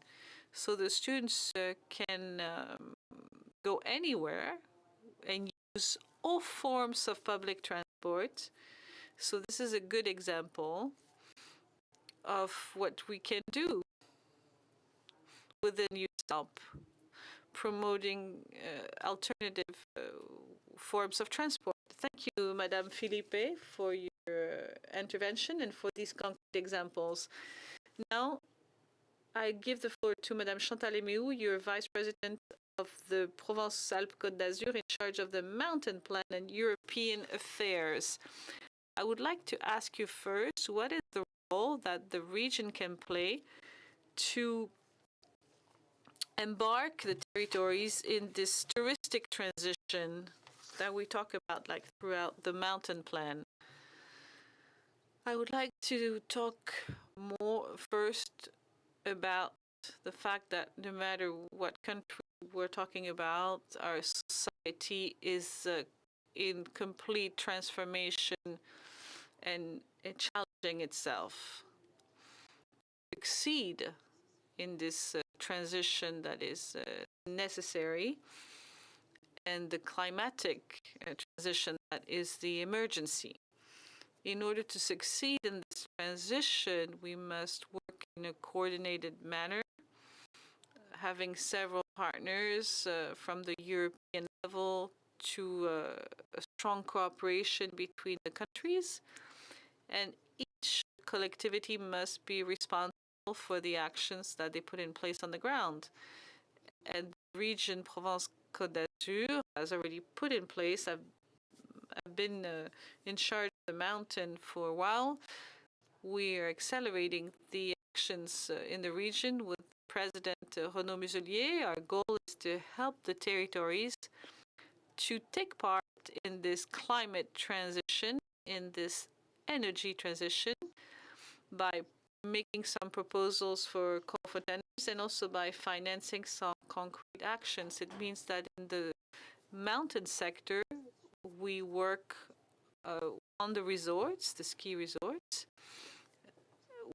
for which we're going to invest for 100 million euros for the duration of the mandate for the 50 ski resorts that are located in the 3 departments of the region. The Hautes-Alpes, Hauts-de-Centre et Alpes-Maritimes. These 100 million euros will allow the resorts to keep securing the ski activity. It may seem a bit paradoxical, but it is important that that we can secure the ski industry, because as we could see during the 2 years of health crisis, tourists come to a resort before anything else to ski. Not only, but that's their prime goal. So the fact that we couldn't open resorts last year has seriously weakened this economy. So we need to keep investing to secure the ski sector, and it should be in a certain way. And we've conducted a very fine survey by mountain and by resort in order to have very fine data on snow conditions, on the evolution of the climate conditions, to make sure that we don't address a need, that we address a need that is scientifically proven. Beyond securing ski activity, and with the scientific data that are provided to us with this scientific survey, we are financing all the actions of diversification, whether it's building the cross-country skiing fields, any way to enjoy winter sports in the winter, but also in the spring, in the summer, and in the fall, to make sure that people go to the mountains throughout the year. Because what we want before all is to combine human life and the situation of each individual, each family that lives in the mountains. We need to protect those livelihoods and help them grow while respecting the environment and nature, while making the transition that is necessary. We also support the territories with the subsidies, funds, to be autonomous with transport. We have this made possible within the French law. I am on the ground. I'm a mayor as well. And we could see that the combination of proposals on the ground and the reality of the ground that we live, and levels of collectivity such as region, which help us coordinate our actions and be really efficient to succeed in this energy transition, and with funds from the state and from Europe. If we speak about European funds, can you tell us very quickly, you're in charge of European affairs, what can you tell us about the European mechanism to help the mountain? There are many of them. There's all the ones that are known by all the actors of the mountain, put in some actions with several projects. We have a concrete financing program. We have also made some surveys to develop hydrogen. European funds can participate in the fund REACT-EU, which is the economic recovery fund, to allow the territory to find good conditions for new dynamic by integrating different funds. But we don't have time to go in details, but Europe is also one of the key partners to succeed in the transition in our countries and in the mountain sector. Thank you, Leandra Kreiser. You're a member of the Youth Council. When we talk about climate change, we talk about our future. That also impacts the life of the younger generations, because it is about your future that we're talking about. The Youth Council of EUSALP has many ideas to propose.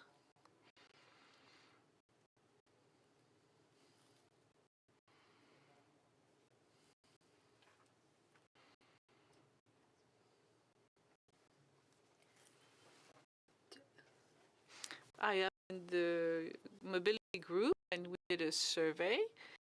We've asked how everybody came to the forum here in Nice, and if they were satisfied by the trip, the journey that they made. So we'll publish the results soon. What we want to improve, and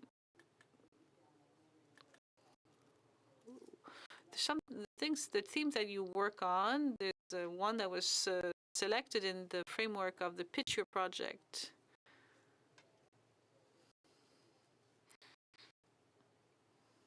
Yes, members of the Youth Council are part of this Picture project. It's about contributing to the energy transition, and it works if you don't eat meat anymore. You refrain from eating meat. So we had this idea to put on the market some insects. So some projects were started along those lines. I'm going to give the floor now to Philippe Alpine, who's the Vice President of the DO Department in charge of Territorial Development and European Affairs. My first question is regarding innovation that is viewed today as a solution or a key tool to adjust and mitigate the effects of climate change. In this regard, territories play a role of the sentinel of the climate. Indeed, such as the Jura Mountains, for example, Métabier, we mentioned earlier on, is in the Doubs département, and it's in the Jura Mountains. So we don't only have youngsters, we have very lively communities with wonderful landscapes that are in the medium height, medium altitude mountains in the hinterland, you might like to call it, with varying climates, which mean that the tourism industry was based on snow and snow skiing, because we are the mecca for cross-country skiing. Cross-country and downhill skiing depend on the snow. And if there's a huge variability in the snowfall, then we are in problems. We've got Team Snow. We work with different organizations, the French weather authorities and other bodies that analyze our areas. Know that we're going to need some innovation to adapt, because we are the first to suffer. These hinterland resorts are sentinels. We are, everyone says, researchers say this, if the hinterland doesn't get busy, it doesn't call itself into question, then we are doomed. The entire tourism economy based on the snow, for example, is doomed, and it's over. And it's only thanks to innovation when we realized that our equipment had a limited lifespan. We contacted with different people who are specialists, who are specializing in ski lifts, etc. They pushed the lines back. We're talking about sustainable development. When you've got equipment in the hinterland that is 20, 30, 40 years old, then clients are not satisfied any longer. The clients want modern equipment, comfortable equipment, reliable equipment. And so the mountains are hacked into, the countryside is changed completely, just so that man can put in this new equipment. And how long is that equipment going to be modern for? But we've got new sciences and technologies that have made it possible to use the method validated by the the Ministry of Transport here, which is the responsible authority for the safety of ski lifts, and they checked the reliability, the safety of all of our ski equipment. If you take a scan of the pylons between which the ski lifts dangle, you can scan concrete beds in which they are to identify how safe all of the equipment is. And so that's something which we've been able to do, but it's a way that anyone can guarantee the long life of their equipment and also the safety of users, and it helps us to make savings. We can make substantial savings, because rather than spending 7 million on new equipment, if you dolly up what you've already got, you're only spending 1 million, and you're offering the same services to your client for sustainable use of those skills. You've got some concrete examples to share in your own ski resort, which has been analysing this question for several years. Yeah, back in 2015, when I became chairman of the cross-country skiing activities, well, the councillors, the département, and the local players had to manage really big investments for what is a poor region. We're backing onto Switzerland. We're neighbours with Switzerland, where there are a lot of people, and the tourism economy isn't necessarily their main concern. However, there's a whole range of professionals and tourists that count on us. We have to train councillors to be very creative. So the councillors need to be told a story about sustainability, changing the paradigm here. These are no longer just big investments. They are long-term investments. So we have to write out a scenario which incorporates climate change in our regions. And our regions are big. It's not only a resort, it's not only a small territory which is involved, it's the entire tourism economy and all 4 seasons in the year. And the clients of the future will not be clients of today. They'll come to do a little bit of downhill skiing, they'll do a bit of cross-country skiing, and if there's no snow, they have to have something else to do. And that's the big challenge of our territories. So we've got a whole range of services that we can offer, and many people aren't aware of those services. We've got expertise, which is already there. We simply have to bring our experts to the table and introduce the different experts to each other, convince the councillors to make the investments. The département have made big investments. We've got an engineering section. We know that we have a tax on lifts. Ski resorts are a cash cow, and we have to use that money to create an engineering centre. We've only got 30 seconds left, so can you just tell me how that transition is going about, given the paradigm change? Well, a lot of resources have had to be used from all of the municipalities and councils, and also the professionals who were with us. Yes, of course, there was some resistance. Yes, there are some people who weren't keen, those who don't believe that there is climate change, those who don't want to hear the truth about climate change.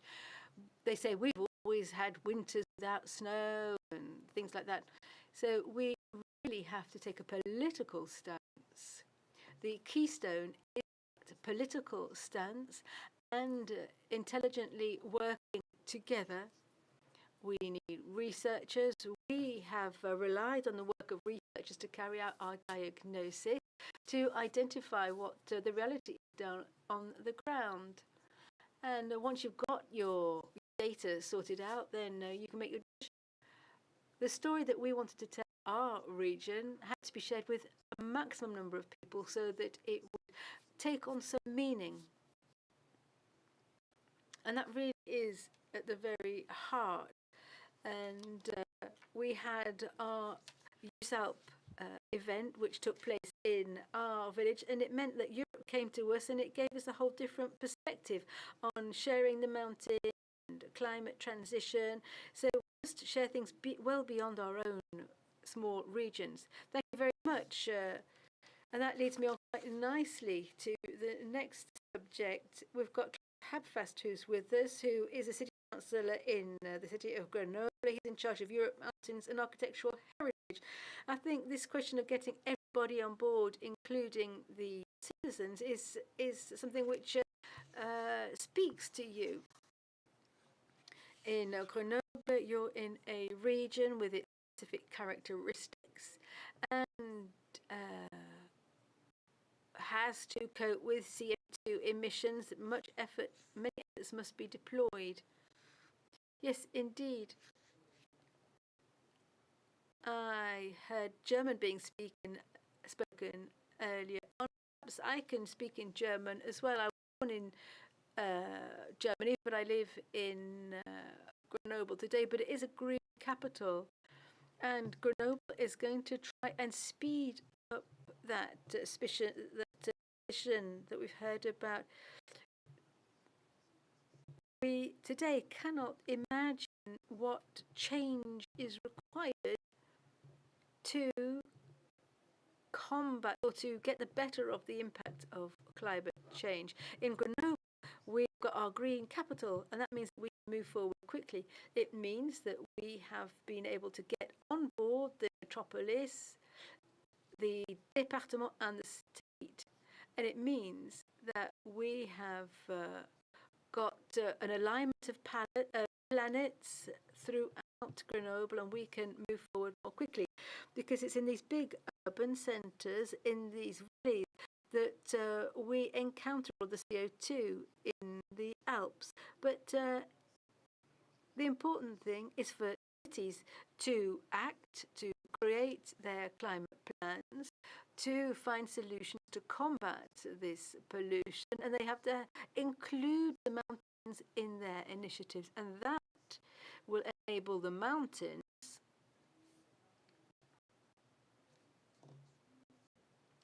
to act It means that together everyone can act all around the Alps. Let me give a couple of examples. In Grenoble, we have reduced our meat consumption in school canteens by 25%.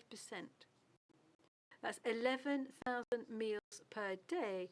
That means that we can buy meat which is more expensive, we buy less of it, and we can buy it locally. So we've got these European rules which encourage us to buy local for school canteens. So in Grenoble, we've got some social housing which is made out of wood, 54 apartments, 9 stories high, and this building is 100% made in wood, and the CO2 is stored in the wood throughout the lifespan of the building, so the carbon footprint of that wooden building is positive. And of course, we use local wood.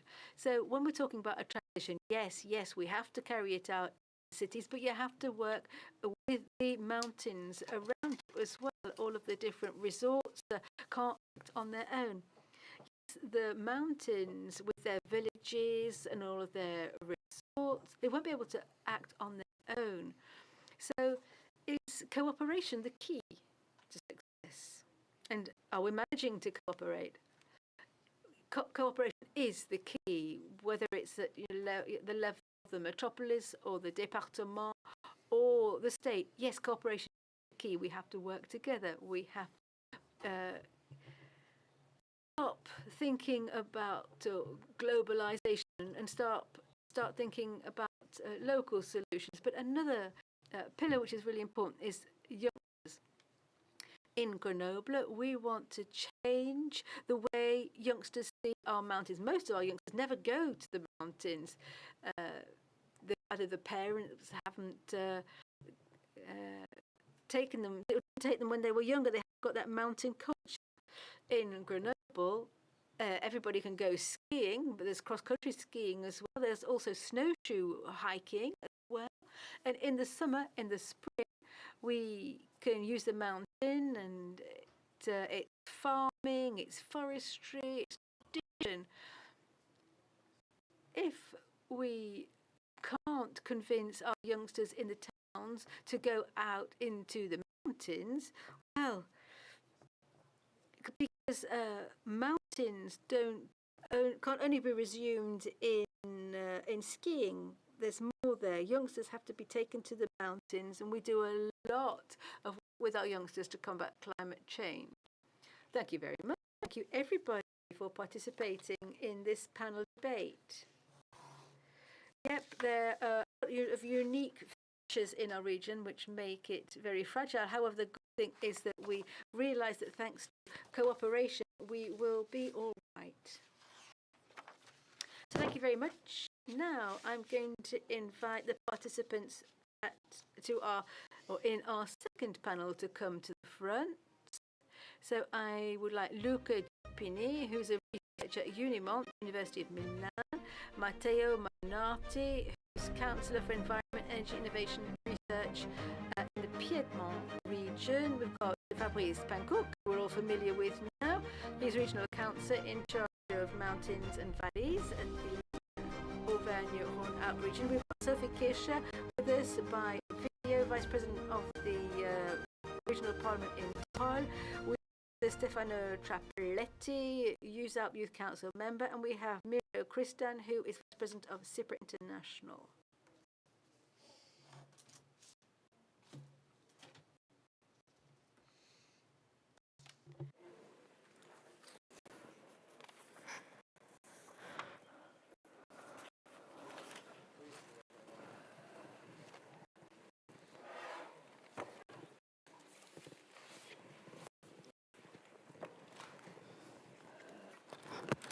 Bonjour. Hello. And thank you for being with us. Let me start with you, Luca Giuppini. You are a researcher at the University of Milan. Can you tell us a bit about the different initiatives and the concrete cases of collaboration between researchers and players out in the field to promote local produce from the mountains?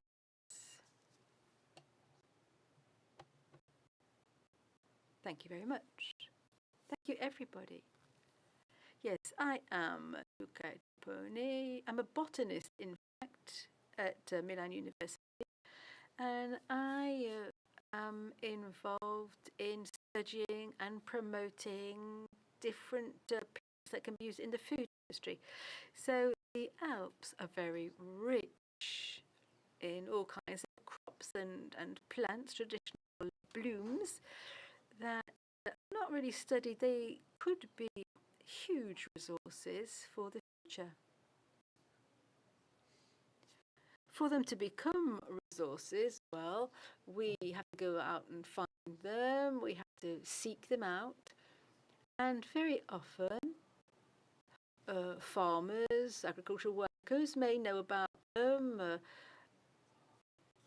but don't know how important they are or how important they could be. From an ecological point of view, the seeds could be taken as inventions. And of course, there's photosynthesis with chlorophyll and all the rest of it. As researchers, we need to understand these resources. We analyze them in detail. We analyze agronomical qualities, their nutritional qualities, and we try to get the best out of them. Research is straightforward enough. We researchers describe things we discover. Just take an agronomist or a chemist. We can use all kinds of tools and technologies to identify the thing that we've got in our hands here, to describe its characteristics.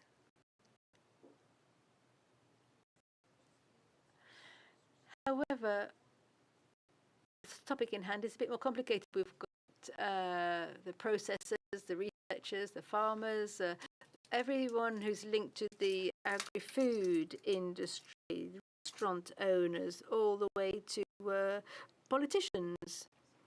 So when the three subjects interact, well, we can find some wonderful results. The results such as those that we have obtained. I work in the Lombardy region, and we have described several resources. They're quite unique, and today are contributing to the revenue of these small family farm holders, or these mountain farmers.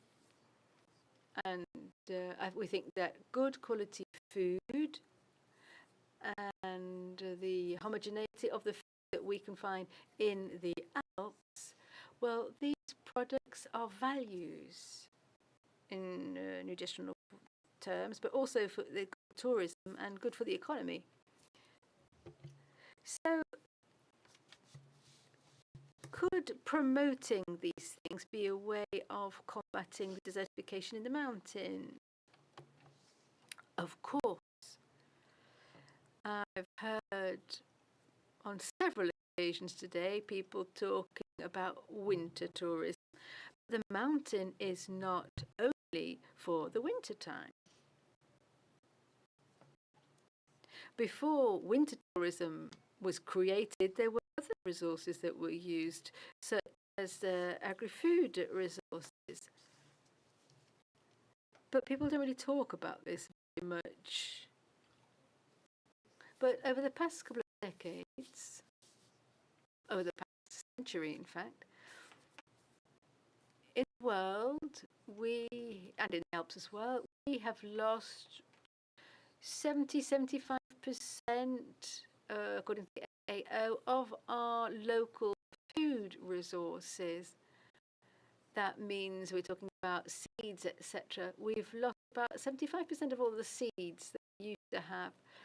These seeds that were used as fodder, for example. We've lost all of those seeds. Today, the process is speeding up, and it's a challenge.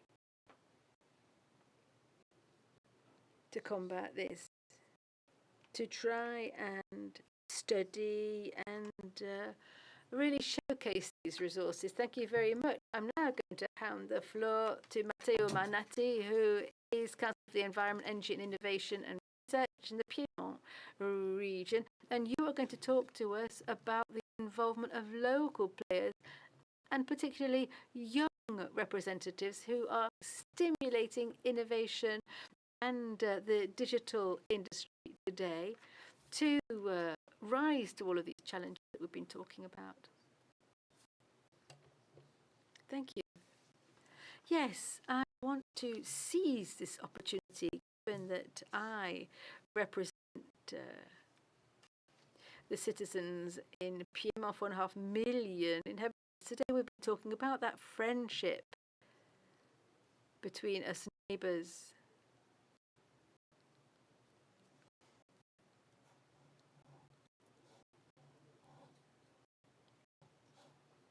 We have got a great friendship with France. And we work together to combat problems with the environment.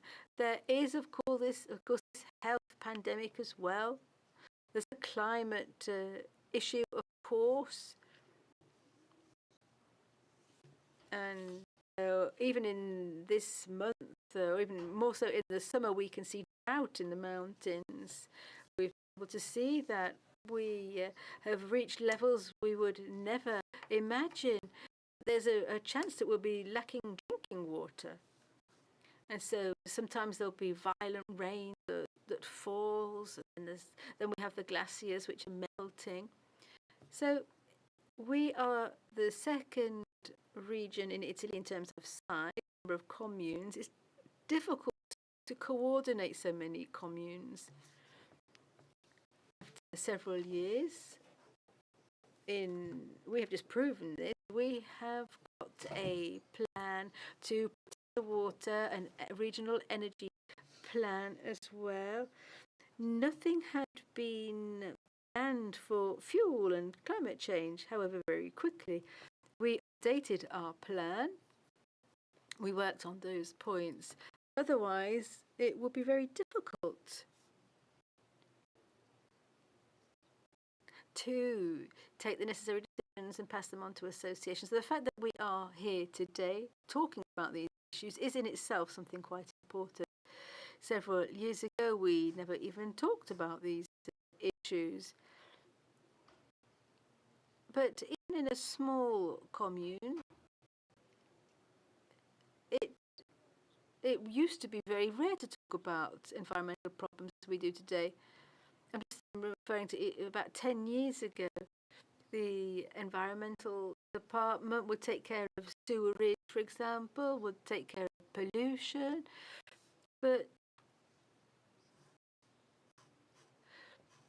And because their powers have been reinforced, they're a key player, we've decided to do what you're currently doing. We asked our youngsters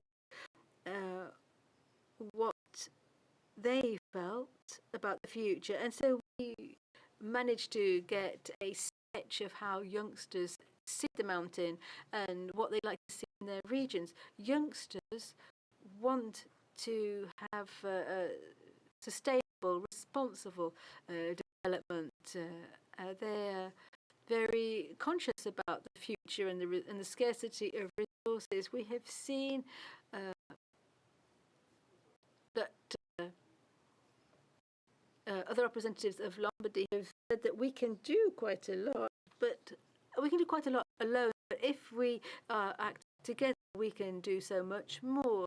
So we're all here together. I really want to come and be here just to demonstrate how close I am to the EUSALP and our neighbouring regions.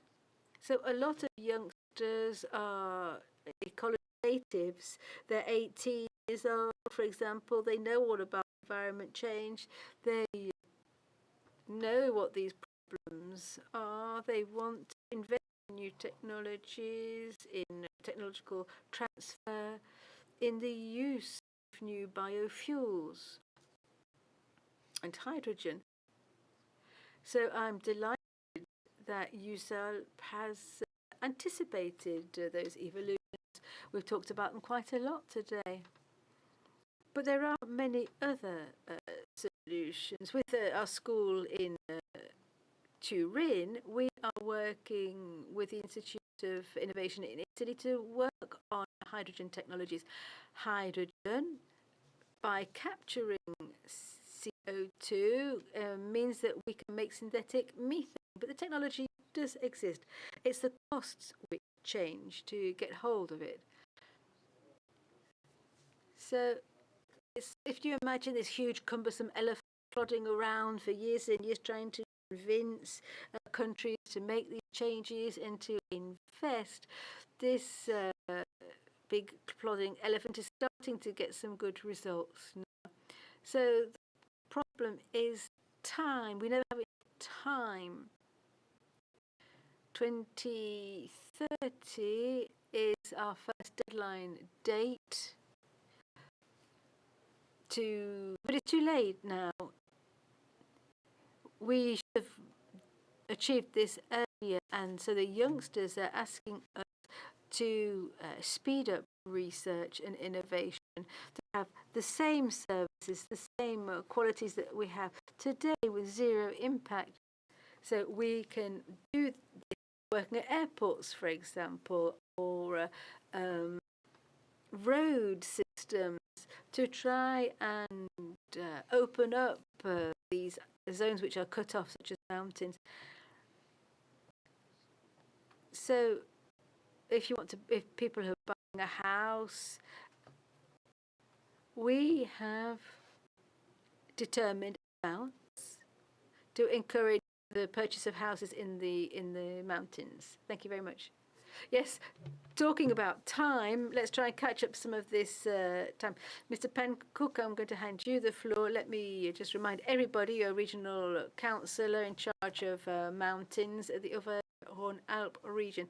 So perhaps we can talk about tourism to begin with, particularly in the Alps, because the Alps are a magnet for the French, for example, particularly in the winter. This is true. You're not wrong there. Let's talk about the problem of sustainable tourism. Okay, one can say several things. So this is no news, because when we've got diversification, and we've been working on this for many years now, we've got the Valley Space project. So we have this notion of an archipelago in altitude, and then we've got a more global view to showcase what's going on in terms of heritage, exploring the territory, and also in terms of produce. So that has been in place for several years now. And there's a basic trend above and beyond the question of diversification, a basic trend towards more virtuous practices. You've already mentioned hydrogen a couple of moments ago.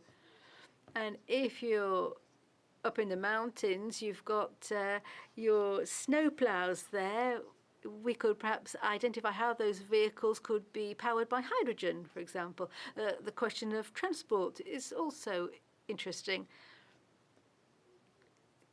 Transport has the biggest carbon footprint on in the tourism sector in the mountains. So there are certain policies which are focusing on cable cars to get people up the mountains rather than taking their cars up the mountains.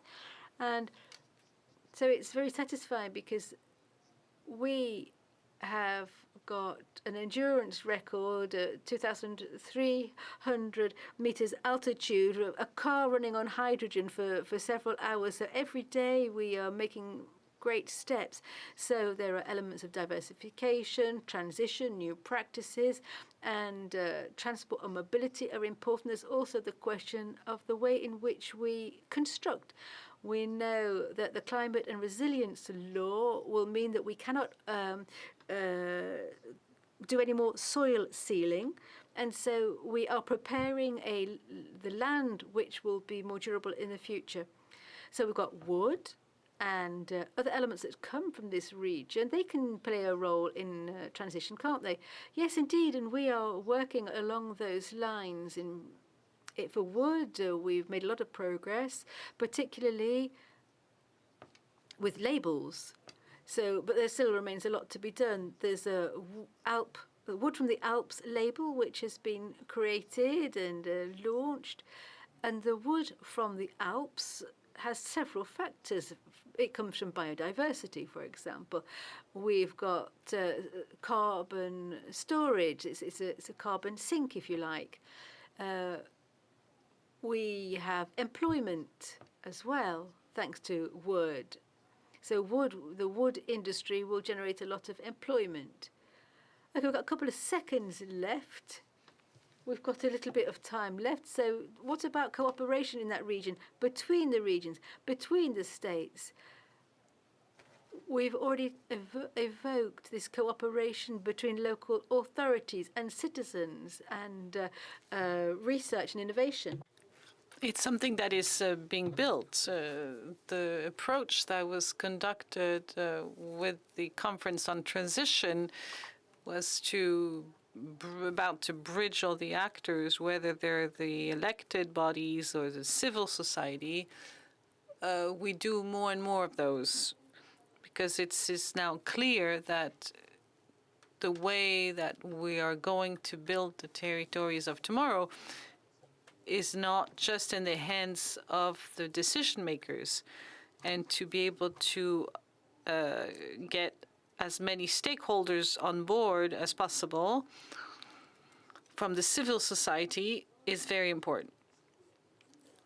These things have changed a lot culturally from this point of view in the last years. Thank you, and I think we're going to look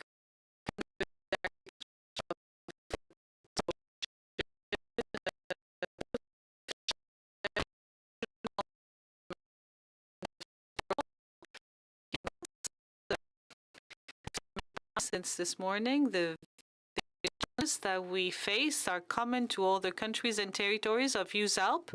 The region of Tyrol is facing many challenges that may sometimes urge people to leave the territories. So what are your concrete plans of action to tackle these challenges?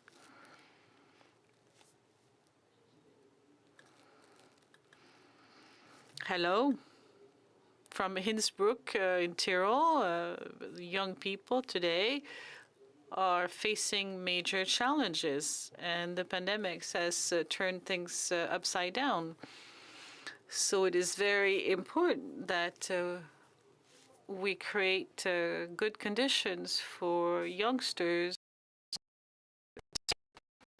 in the Alps, so they can find housing. Affordable housing is the main challenge for young people. To have good opportunities for training, good schools for the future. So we've launched some initiatives, namely so that training becomes more attractive and to show the young people what kind of jobs they could be looking at. So the city of Innsbruck is a university city. There are many options for vocational training as well. And in the neighboring regions, it is all very important. And digitalization has shown us that home working could be a good way not to be in your car all the time, to get to work. So we have a good offer for students in terms of mobility, sustainable mobility, which is very important. We have, of course, room for progress, but if people can go from A to B, and if it's affordable, it's very attractive for them to stay home, to stay in the place where they grew up. So we need to create the right conditions for them to want to stay. So we need to take this into account. During the opening speech, we talked about the Youth Council. So we should not only commend their recommendations, but really need to take them into account when we make decisions. So pitch project is still going to be happening, and we'll have a chance to see the innovative ideas of the young people and make sure that the space remains attractive for them. You've just said it. Do you find on your end that youngsters are consulted enough and associated to the decisions that impact them today?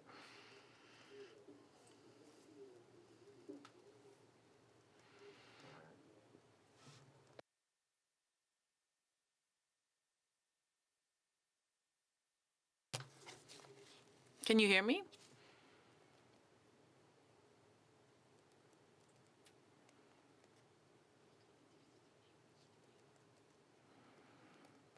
No, I couldn't really hear you.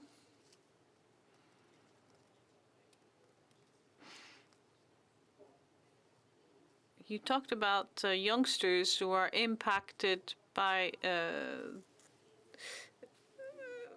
are they taken into account enough in decisions that impact them, the young people?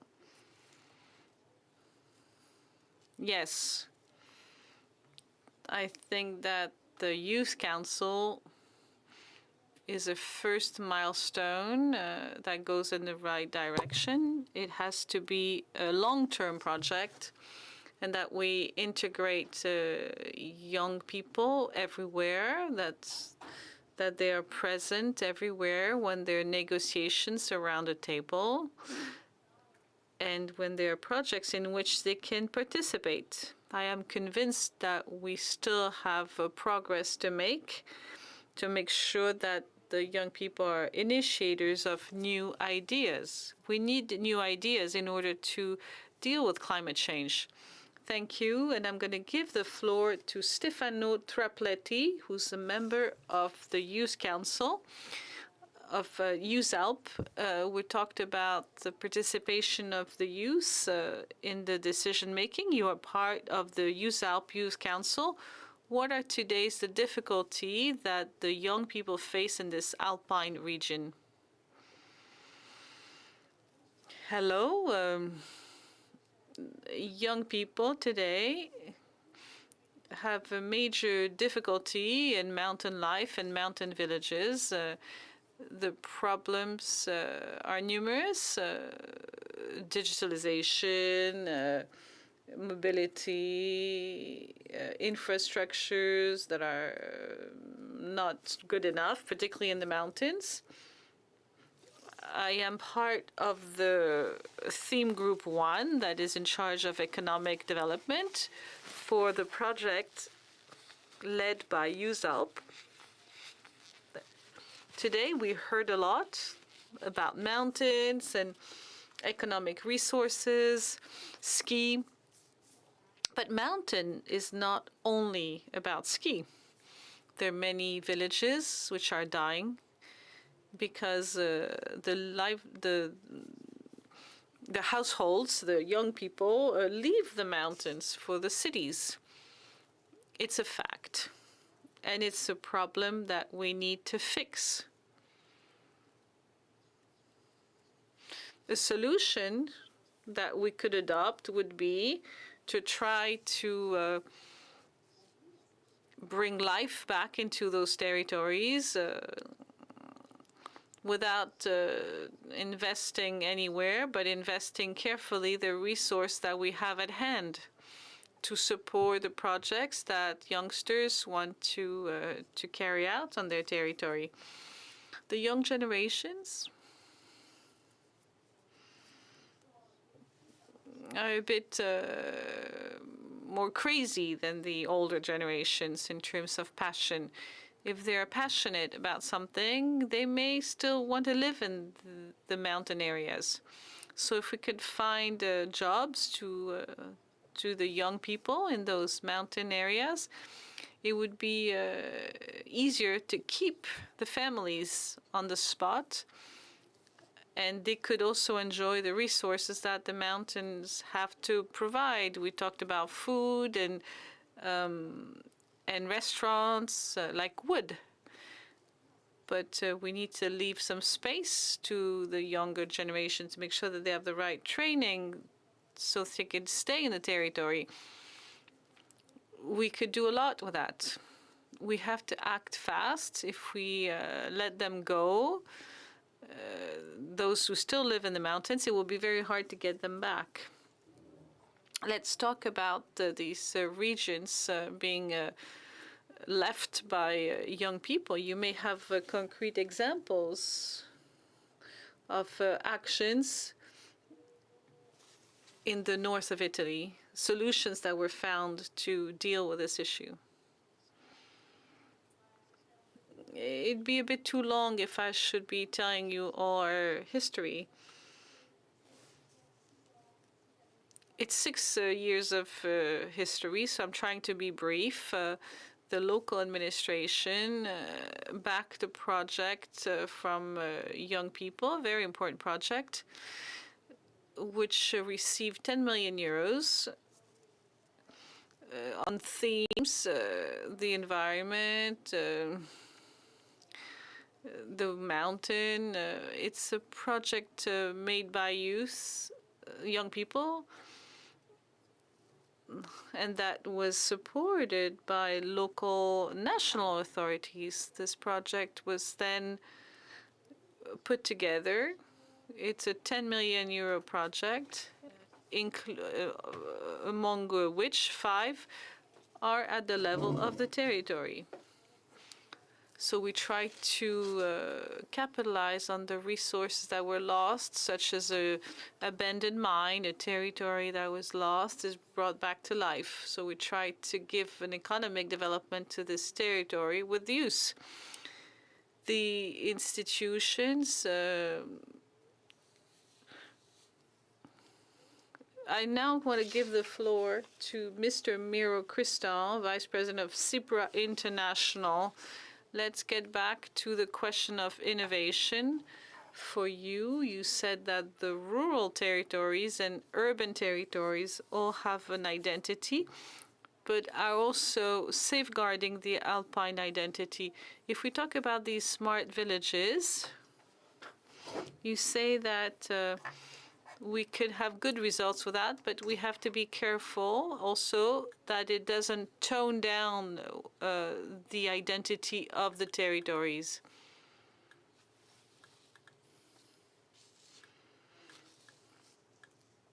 Thank you very much. I would like to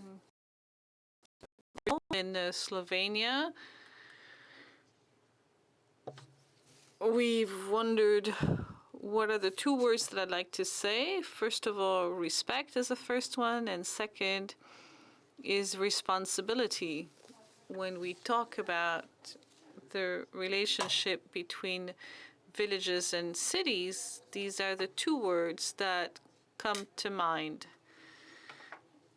with this idea of smart villages. When we think of a village, I see a cow, a sheep, I see children playing in the grass, who walk around the woods. It's a lifestyle that is typical of villages.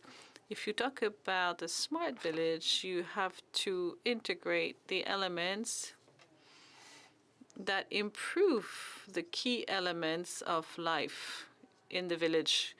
We don't want to transform the life in the village, an urban life, but we want to modernize it, and this way prevent the young ones from leaving.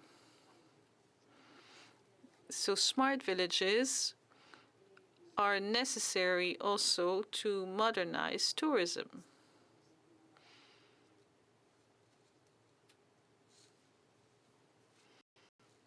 Of all these regions, the products of the mountains are part of the identity. How are they perceived? How is this mountain label perceived on the market today?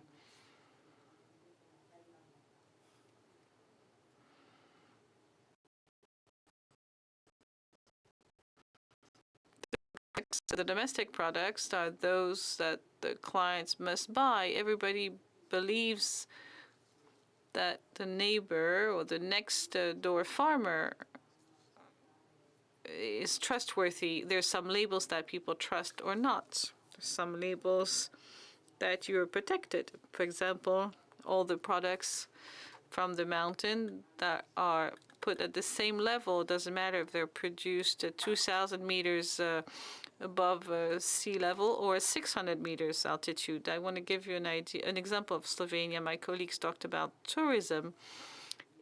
In our country, in the Alps, we started developing a concept of living room, like a room in your house in Slovenia. When you walk into somebody's house or apartment, you have to take off your shoes. That's a Slovenian habit. That means that you respect the person who welcomes you. So, for example, the products that you put on the table are our local products. If they are, if they have a label or not, and if you adopt a good production method, our local products are based on tradition and on the importance of each individual. I'm going to ask you a more general question to conclude. Is green economy today in general, is that the answer to these challenges that we're talking about?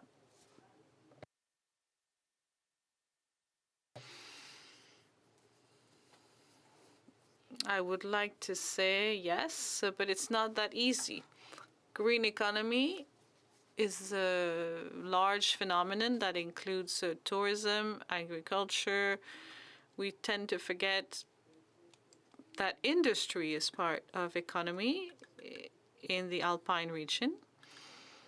It's a major challenge that needs to be addressed throughout new technologies. Also, within CIPRA International. It's a theme that we will discuss next year. It affects everyone, and our survival in the Alpine region depends on it. And we're proud of the region in which we live. Thank you very much, Myra, Kristen, and thank you all to have taken part in this second panel. I will now invite the panelists for our third and last roundtable, acting for the resilience of the Alpine region. I'm going to now invite Mr. Jean-Pierre Alpine, who's head of unit macroregions, Torsten Glauber, who's the Bavarian State Minister for Environmental Affairs, Mr. Timothy Song, Youth Council member of the EUSALP, and Mrs. Fiona Mill, who's president of Mountain Wilderness. And we'll have with us on a video conference, Mrs. Aza, Mr.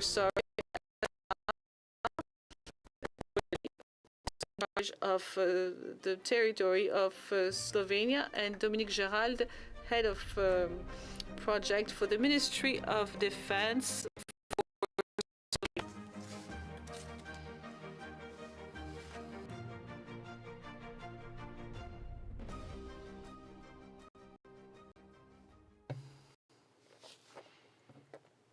So we're missing Mr. Jean-Pierre Alpine.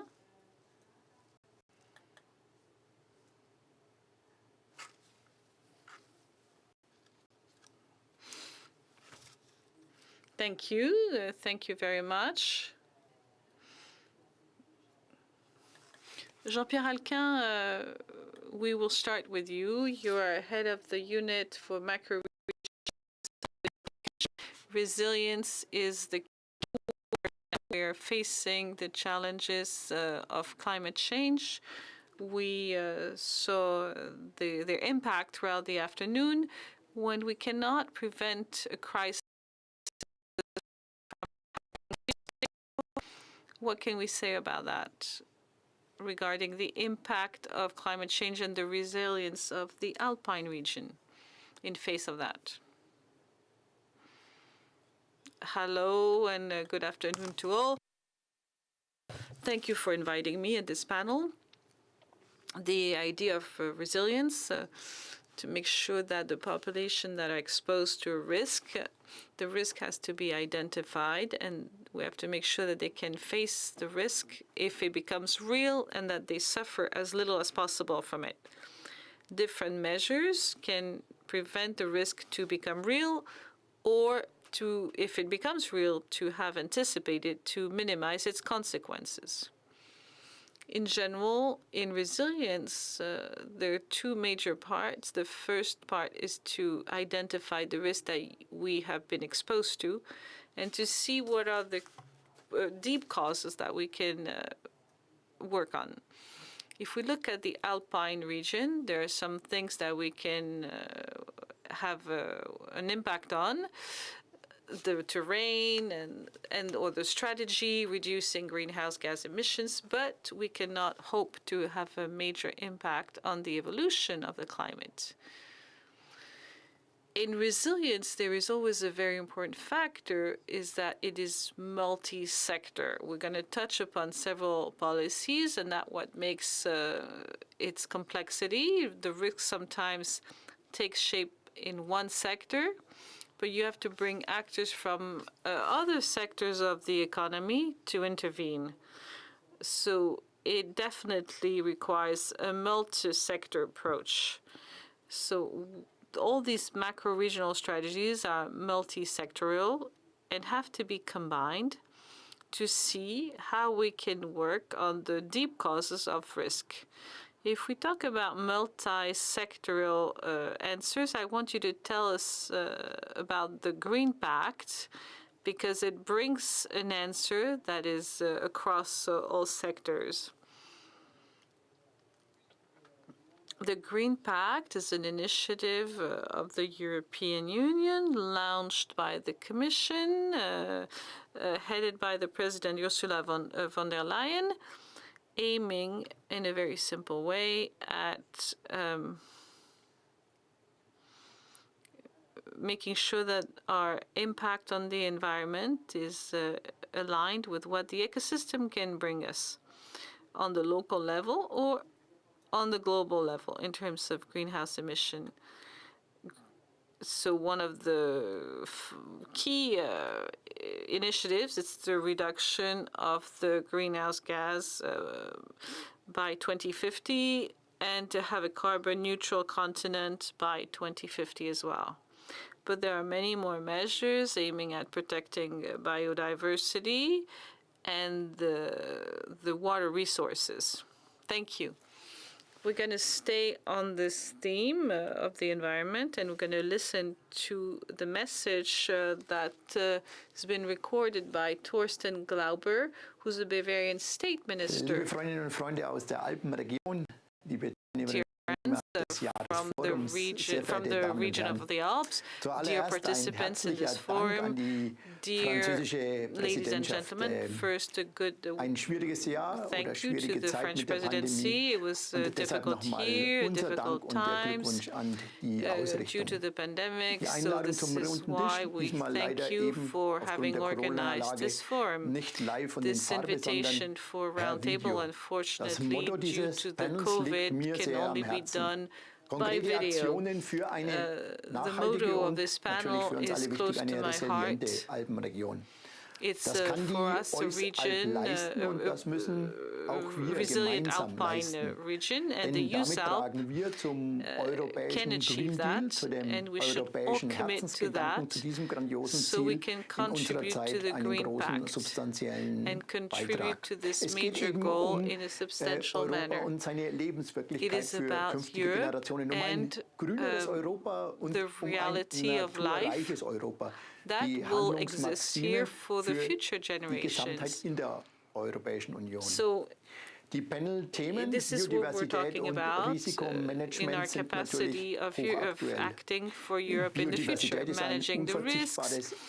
Biodiversity is a key element that we cannot give up. Within the framework of this European Green Pact, who would have known that biodiversity for us it means the protection of nature and at a high level. We know that biodiversity is also structural policy in Europe.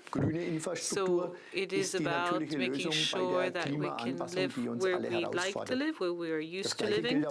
So this climate adaptation is a major challenge for all of us. It's also applies to the topic of risk management. In the middle of climate changes, it's not worth talking about the importance of all that. We all know the weather effects in Germany. We have been very painful. It's been very painful to see the effects. In Bavaria, we had some action groups. We have an infrastructure group with Slovenia and Austria. A community of responsibility has been created for 70 billion people of the region of the EUSALP region. We have projects from the European Union from 2021 to 2027, and some funds are available to achieve these goals. We need to take those opportunities. The key word is embedding. The beginnings are quite promising. Within our projects, we are in the middle of developing a sustainable model in Austria for the major waterways. In the Luigi project, headed by Milan, we try to maintain Und auch in Bayern liegen uns die Streuobstwiesen sehr am Herzen. Lands with fruit trees, and it's very important for us to protect those trees. Associated in our project for the green infrastructure is the goal. This is a contribution to the European strategy for the Alps. We'd like to steer the projects that are trying to achieve that, reach that goal, the success of projects, of EUSALP projects. Are greeted by all of those who participated in them. I would like to thank France for its commitment during the French presidency. Despite the pandemic, you managed to achieve many goals: monitoring, management of climate change, creation of a network for green infrastructure. Congratulations for concrete actions for a region of Alps that is resilient and growing. Regarding the Italian presidency, I wish them all the best for the work that they will do in the coming year. And I promise you that Bavaria will do its part to make sure that there is a future that takes into account the climate and the environment. Mr. Thorsten Glauber, I would now give the floor to Timothy Sunk. You're a member of EUSALP Youth Council. We saw that this region has a very specific identity, and the traditions of each territory make up this patchwork of identities. Among these traditions, there's a use of lands. Is it something that is being challenged by globalization?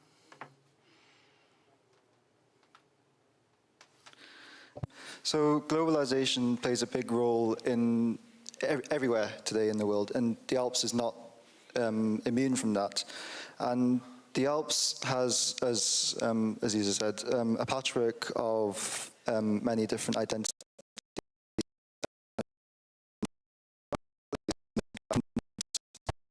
Much of the identity that we see in our cultural identity is also connected to natural identity, and it's about how we sustain communities and how we deal with the challenge of globalization. So market forces are play a big role in globalization, as we all know. And in order to prepare the Alpine region for the future, where globalized forces will be in play, we need to make sure that our people who live in the Alps are prepared for these challenges. For example, our cultural landscapes are very much connected to our identities, and the cultural landscapes require support in order for them to be preserved and in order for them to adapt to the future. So we need to support our land managers in this, and the way we can do that is by helping them through subsidies and other tools like that, and that needs to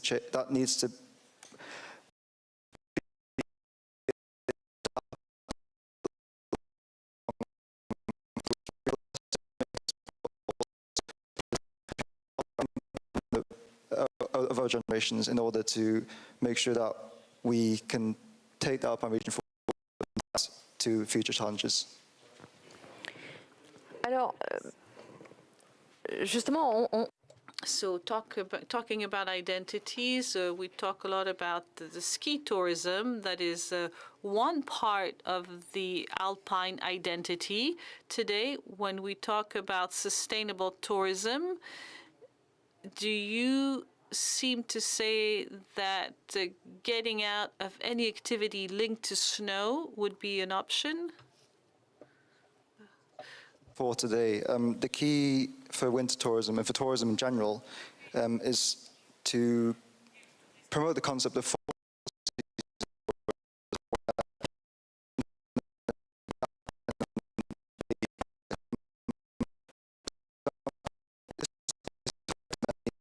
in the region, as many young people are ski instructors and mountain guides, and that's also the case in youth council, and this affects them to a great extent, and therefore we need to educate and give tools to other young people in order to retrain them in the event that there's no snow for a season. For example, if one winter there's a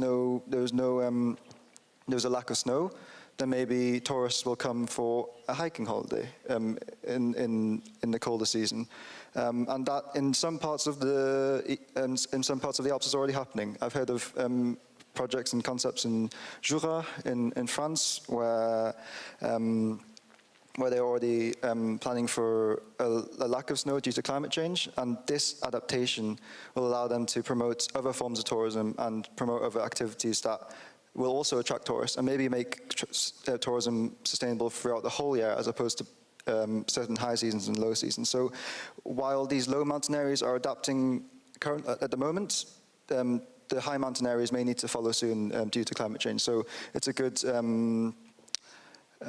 example to base our future plans on. Absolument. How right you are. That's part of that resilience we've been talking about, and that way of adapting to an impact if you can't avoid the impact. So I'm now going to hand the floor over to Fiona Mill. You are president of Mountain Wilderness, and I'd like you to talk about the Sea of Glass. It's a tourist attraction. We see tourists visit there. However, this sea of glass, the sea of ice, is melting, of course. Can you tell us about the initiatives undertaken by Mountain Wilderness to protect this sea of ice? So with Mountain Wilderness and another association, we organized a fictitious court about the right of ecosystems, and this fictitious court wanted to heighten awareness about climate change's effect on this sea of ice. It's the third biggest glacier in Europe, and this glacier is shrinking dramatically. So we can see the results of climate change. And if we do not reduce our CO2 emissions, if we do not respect that 1.5% from the IPCC by 2050, then this glacier will have lost about 80% of its volume in just a matter of years. And so this glacier needs to be saved, and we need to analyze what the impact of its disappearance would have on the entire ecosystem, because this glacier, if it melts, it will have consequences on all mountain activities such as farming, such as access to water. A glacier is a reservoir of water. They stock 70% of water, which is an amazing amount of water, of our river water. So glaciers melting, the polar caps melting, are the leading factor in the rise in sea level. And so with our glacier melting, it will have an impact in Nice, on the coast here. Yeah, we can see today that the issues you're talking about just highlight how fragile this region is. It's a unique region, but it's so fragile. So does cross-border cooperation, does it hold the key to protecting the Alps? Yes, indeed. Mountain areas are outstanding, but they're so very vulnerable also. And adapting to climate change, activating territorial resilience, of course, it involves protecting natural areas. Cooperation on an international scale is absolutely vital. With Mountain Wilderness and another association, we are asking for the international protection of Mont Blanc and for it to be recognized or to be added to the UNESCO World Heritage List. So we need to protect these natural sites from pollution.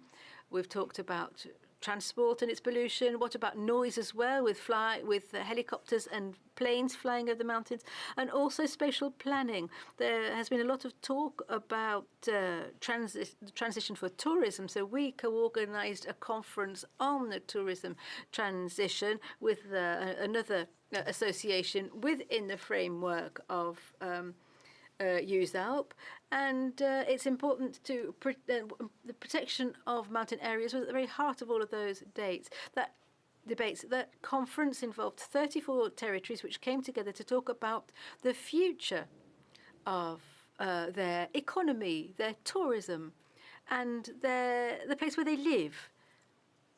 When you're talking about a transition of tourism in the results, you also have to think about the transition of tourism throughout the mountains and the impact on life throughout that region. The challenge really is to tie this mountain where people live into a place which has to be protected. There are so many wonderful natural ecosystems. As Mr. Giraud said earlier on, it's got that wow effect up in the mountains.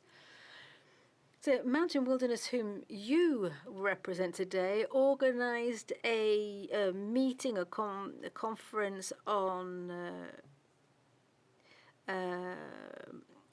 tourism transition to reinforce cooperation. Yes, we often talk about why we're transiting. We need to know how we're going to transit as well. We need to get together to create the components of this transition. So the meeting in question attracted 34 different regions with testimonials from different players, identifying levers that can be actioned. The idea was to bring together all ecosystem players in and get them talking. People from tourism, farming, the mountain economy, associations, residents, to get them working on their own area and to get them to create a very appealing place. We have to identify opportunities. We know that with climate change, we're going to see some concrete impacts on territories, and they're not always going to be positive impacts. So we have to embrace transformation, and by addressing the right questions, the systemic questions of the future of our territory, then we have an opportunity there to transform our mountain areas. Thank you very much for all of that information. We've got a guest by remote conference with us. We've got a lady who's going to speak to us today. She is the in charge of the environment and spatial planning in Slovenia. The floor is yours, madam, if you'd like to talk to us about spatial planning in prevention and its role in protection from natural hazards. The floor is yours, madam. Hello. I'm Asha Rogel, and I am the VP at the authorities for spatial planning. Thank you very much for inviting me to speak at the conference.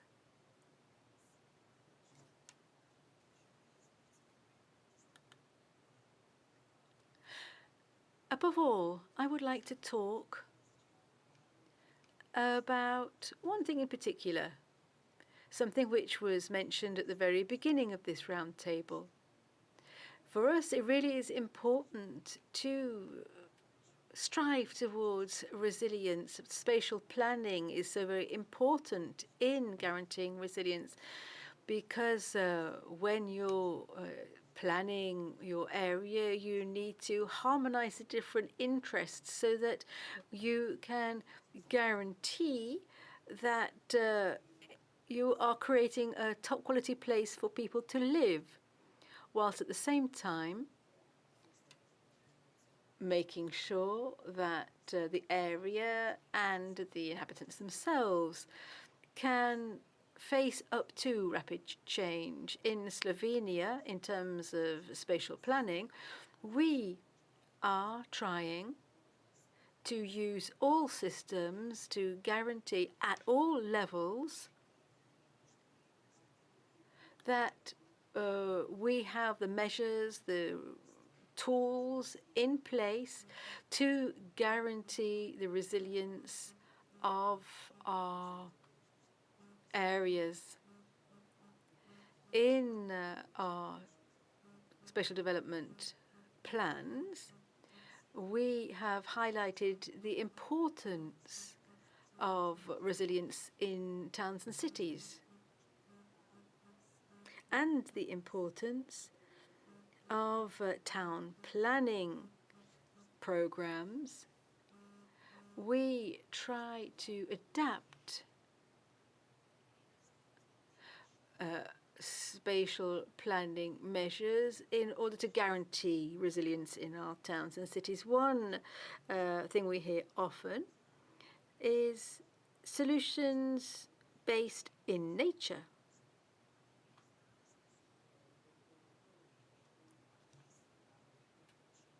In the past, we talked about making our towns and cities greener. But now,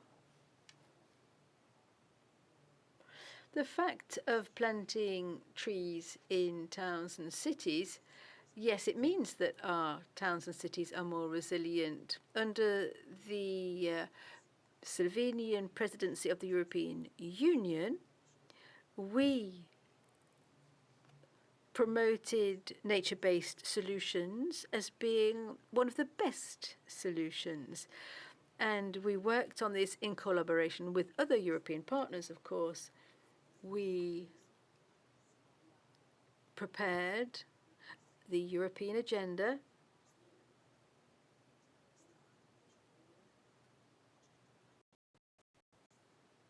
and the key topic on our agenda was intelligent spatial planning, i.e., how do you not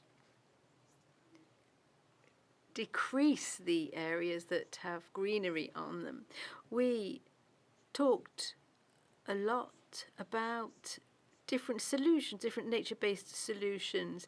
In Slovenia, we are trying to integrate these concepts into our systems. We also take into account construction standards, of course. Let me come back to the subject of our presidency of the European Union. 3 weeks ago,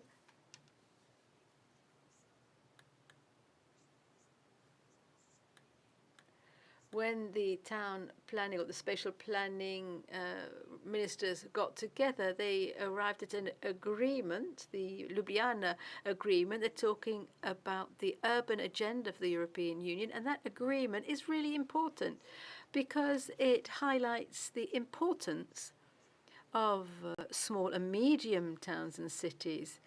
And all of the towns and cities in the Alps are either small or medium size. So that agreement is very important for our towns and cities. Another thing which the ministers agreed on when they were in Ljubljana was that towns and cities will focus on 4 themes, 4 subjects, and all 4 of those subjects have resilience in them. And then, of course, we talk about equality, making them green, making cities and towns green. We talk about sustainable tourism, and the 4th theme is food.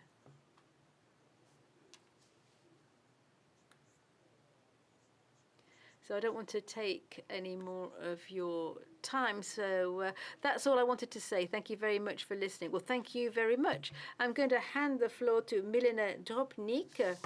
And apologies if I'm mispronouncing your name, from the Republic of Slovenia, in charge of protecting civilians if there is a natural catastrophe. And so you're going to talk about natural catastrophes and how to prevent them.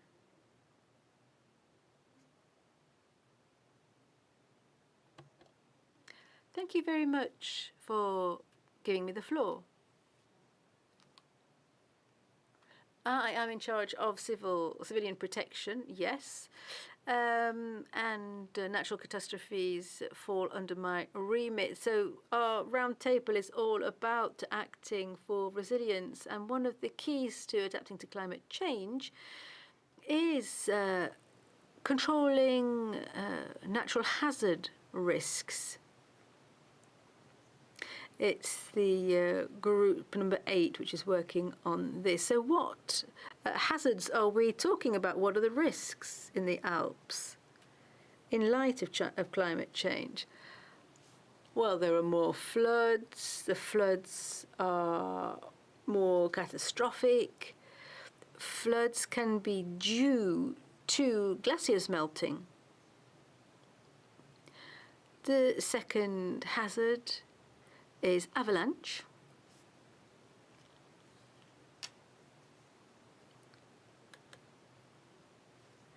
And of course there are more forest fires. Sometimes these fires are caused by very high temperatures. So how can we prevent these hazards and these risks? Well, one can look at a larger framework, one adopted by the United Nations until 2050, and this framework recommends 4 duties. The first is to understand what the risks are. What are these hazards we have to ward off? What kind of scope are we talking about? You have to also gather your scientific facts. The second thing is risk governance. You have to include the regions, local authorities, and states. The third factor is prevention. It's essential to invest in measures that will reduce risks and that will ward off the appearance of further hazards. Fourth pillar, improving our preparation, being more prepared. So we need tools and resources to combat these hazards.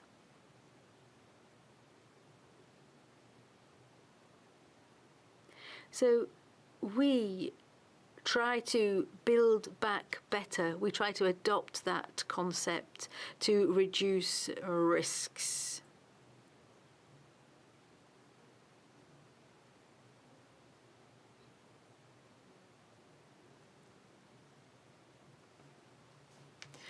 So we've also talked about resilient towns and villages. We've also talked about how to make or how to enhance resilience.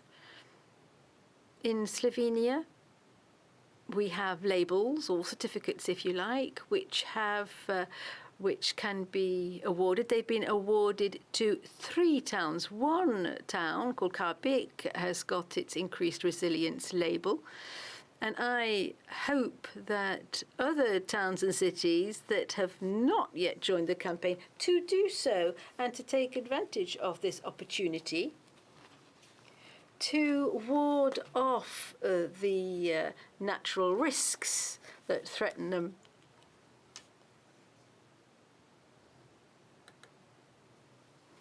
Yes, within the European Union, it's important to enhance resilience as well. That was one of the themes when we were president of the European Union. And of course, that falls under my remit as civilian protection.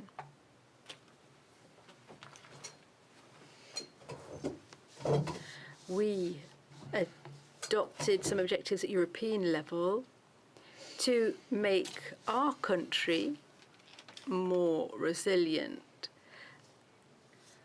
And when there is a catastrophe that turns up, then we should be better prepared to solve the problem.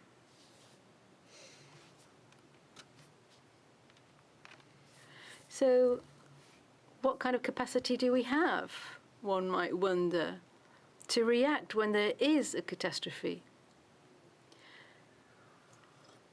So I want to tell you about the 7th of December. On the 7th of December, there was an expertise network which was created in the field of civilian protection. We intend to promote partnerships and innovations in the field of natural catastrophes. This is a platform which is available for scientists, for politicians. It's a platform for sharing knowledge, for reinforcing our knowledge about natural catastrophes, and to encourage the application of science when we're warding off hazards. So there's a website which has been created. I've sent the link to that website in the Zoom chat column or chat box, and it's a very useful source of information for exchanging ideas. It contains lots of information about the European project, those that have been completed in the past, some that are underway, and some that will be launched in the future. Allow me now to wrap up by saying that good practice in the Alps are added value for the European Union. We want to protect forests. We want to foster collaboration throughout the Alps, across borders.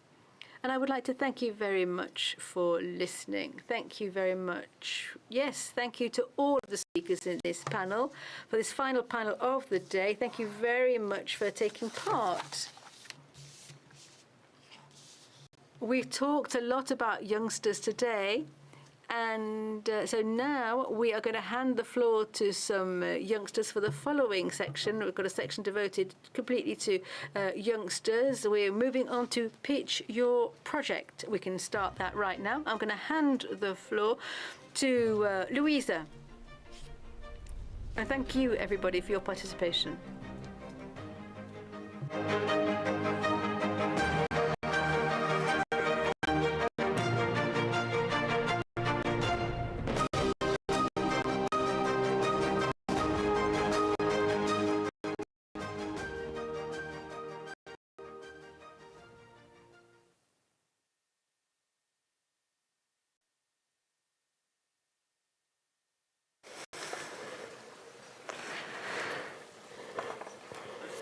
Good evening to all of you.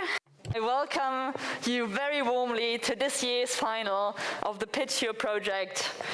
Whether you're joining us here today live in Nice or whether you're watching from home, I'm happy that you're here with us and going to follow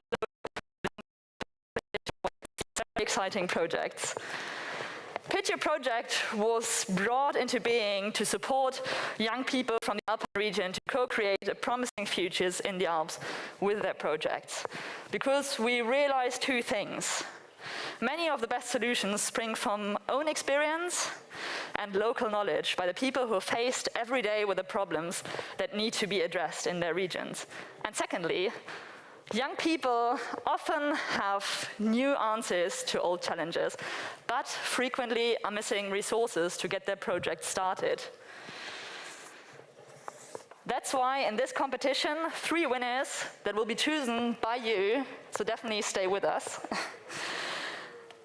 will be awarded a prize money of 5,000, 3,000 and 2,000 euros. And then they'll receive the opportunity to be part of a mentoring program of both the EUSALP working groups and former winners of Pitch Your project. Because I'm sure every one of you who pursued their own self-funded project in the past knows that having money to get started is vital, but so is having some sort of a mentor and a network. In both these ways now, Pitch Your project wants to enable young people to advance their projects. As you can see here, the first round of Pitch Your project took place in 2018 in Innsbruck. The Presidency set a special focus on involving young people in the work of EUSALP. This was the start of youth shaping EUSALP, and it was an active demand by young people to have something like this competition. And since then, the response was so positive that it had been carried on in the following year until today. Now that's how we got here today. Let me quickly tell you what's expecting you tonight. Under the motto of Your Alps, Your Future, Pitch Your project called for applications by young people between the ages of 15 to 19 and 20 to 25 from all around the Alpine region. Tonight, we have 5 projects that got selected out of 18 applications by an international jury of experts, amongst which there were representatives from the European Commission, the EUSALP Presidency, and the Alpine Commission. So all of this goes to say that these projects already had to prove themselves, and you can be very much looking forward to hearing more about them. This competition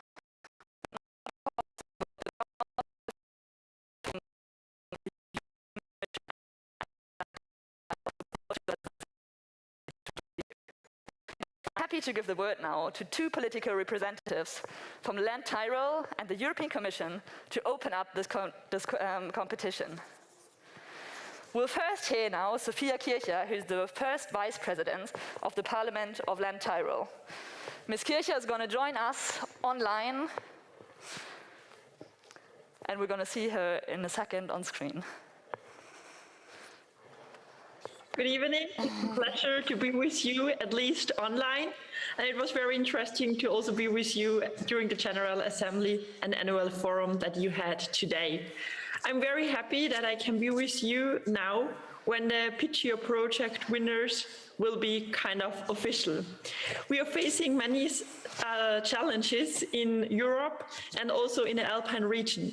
And I think it's very important to have innovative solutions and ideas to overcome those challenges.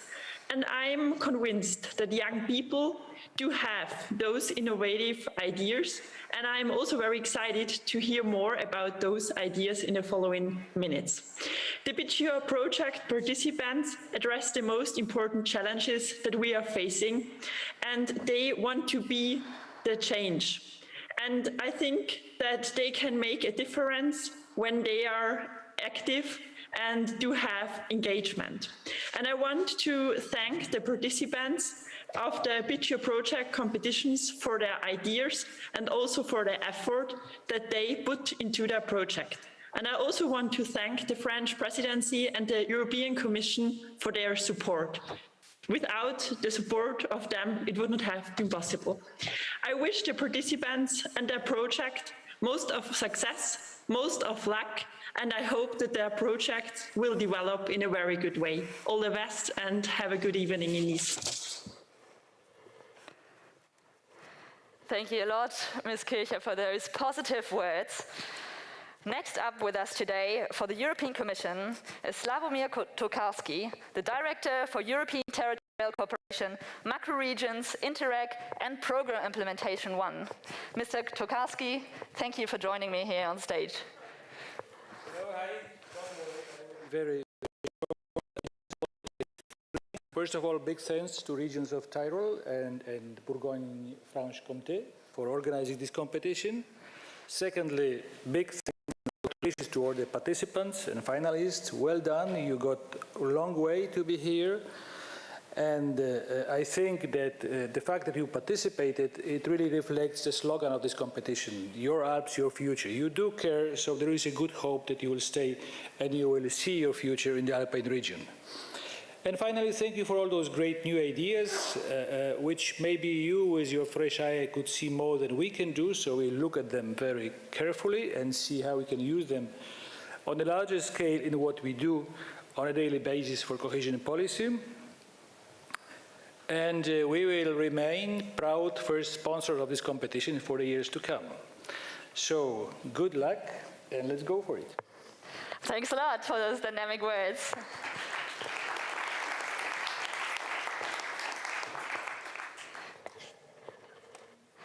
Over the last 3 years, this competition has grown and helped enable a series of different projects.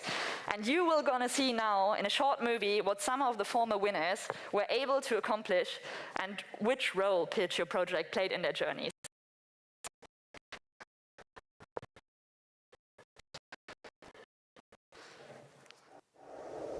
Pitch Your Project encourages young people to submit their project ideas for a sustainable development of the Alpine region.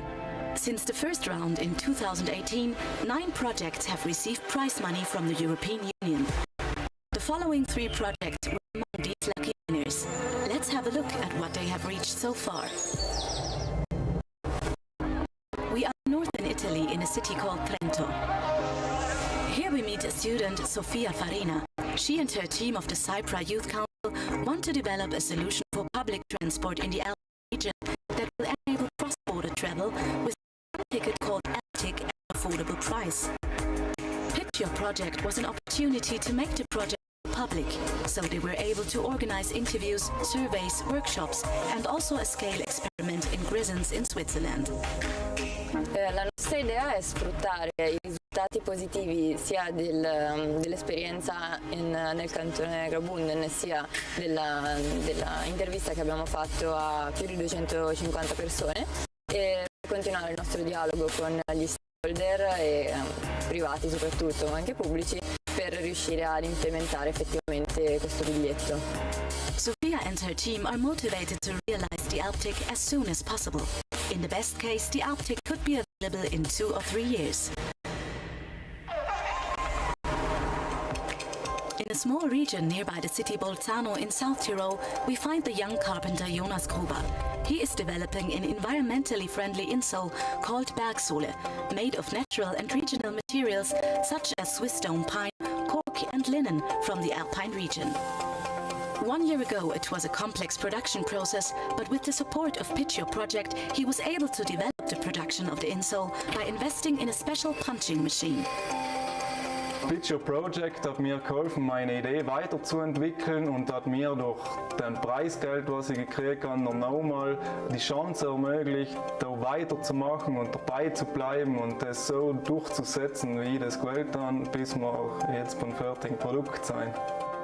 Jonas is now able to produce his Bergsole in a more efficient way. Furthermore, some retailers from the region actually sell the product in their stores. For Jonas, a dream comes true, and he wants to inspire other people with his story to produce and buy regional and sustainable products.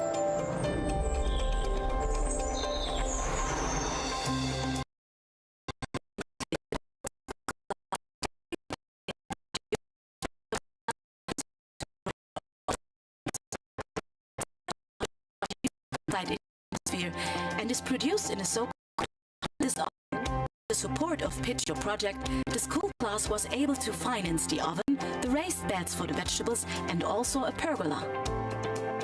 Ich würde Pitch Your Project empfehlen, weil man ein gutes Startkapital bekommt für das Projekt und es ist ja der internationale Austausch gemeinsam mit den anderen EUSALP-Ländern und man kann da ein bisschen connecten und kriegt auch von den anderen Ländern und Teilnehmern Eindrücke. The class wants to inspire more people with the idea of the sustainable biochar, so they have many plans for the future. Das Erste, was wir geplant haben, ist die Gründung einer Schülergenossenschaft.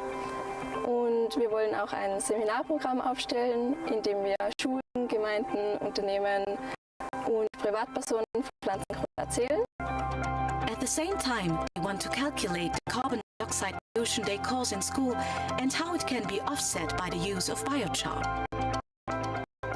Prater, in the middle of the Alps.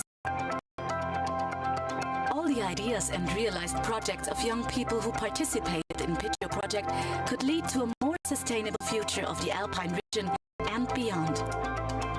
Grazie a Pitch Your Project, dopo 4 anni stiamo ancora attivamente lavorando a questo progetto e sono molto felice di continuare a promuovere un modo di vivere. Nachhaltigkeit ist für mich insofern wichtig, weil ich glaube, wir müssen jetzt wirklich jetzt was machen und wenn nicht jetzt wandern und wenn nicht wir, wer dann?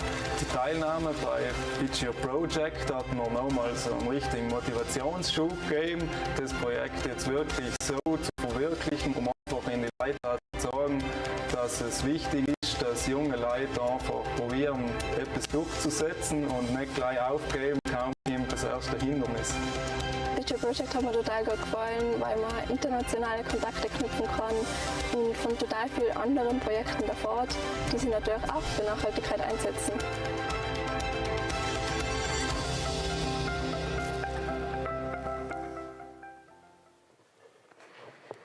Yeah. I think this movie pictures very well the energy that is behind those projects. If not us, then who? If not now, then when? And keep looking out for some of the faces in this video because they have been joining us at this conference in the next days as well. Now, hearing so much about the former year's projects, I bet you're already at the edge of your seats and can't wait to hear more about this year's projects. So let me briefly explain to you how the Pitch Your Project competition is going to work. Every project will present their idea in a very concise 3-minute pitch. Now, due to the current COVID situation in the run-up to this event, we didn't know for sure whether we'd all be able to come here to Nice in person. That's why we asked the participants to send us a video beforehand and will be of their pitch, and we'll be seeing this video here tonight. But luckily, most of the teams were able to make it here to Nice, so they're also going to join us on stage for a question and answer. Because then afterwards, the audience, you here in Nice, will be able to ask them your questions. So really make use of this occasion. After this, it's time for the voting, time to decide who the winner is. And how are the winners going to be determined? I already said it, by you. So a huge responsibility of judgment from your side. And this means every one of you has one vote, and you have to decide which is your favorite project that you want to give your vote to. We will open a voting page. And in order to make sure that everything works flawlessly later, I ask you already to make sure you checked into the local Wi-Fi, so it doesn't give internet programs if you haven't done so already, and already open the slido.com page on your phone, so you're ready to go for later when it's time to vote. And I will give you the code you need then. And then finally, the culmination of the evening that's expecting you is the award ceremonies of the winner right after the vote. So let's make a brief overview about which projects we have here today. First up, in alphabetical order, is Alpine Twin. The founder of Alpine Twin wants to use human activity data to build a decision support system for political stakeholders that will, hopefully, make sustainable policies more effective. Second, the team around Alpsects desires to address land overuse, food security, and climate protection in the Alps by making insects part of the food production. Then we have TG2. They propose nothing less but an innovative solution to the current energy problem by developing a smart device called thermoelectric generator. And last but not least, we have the Spick team, who wants to tell the Alps unsung stories and make visitors discover small villages in a new way by creating an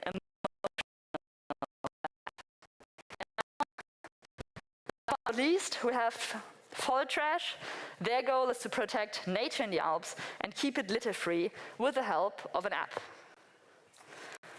So there you go, a very brief overview to know what's expecting you. These are our 5 finalists. 3 of them are in the 20 to 25 age group, and 2 of them are in the 15 to 19 age group. Now, without further ado, I think we'll let them speak for themselves. I welcome Victoria, the founder of Alpine Twin, a 20-year-old computer science student from Vorarlberg, Austria, who was so frustrated by many. We'll let the video speak. I'm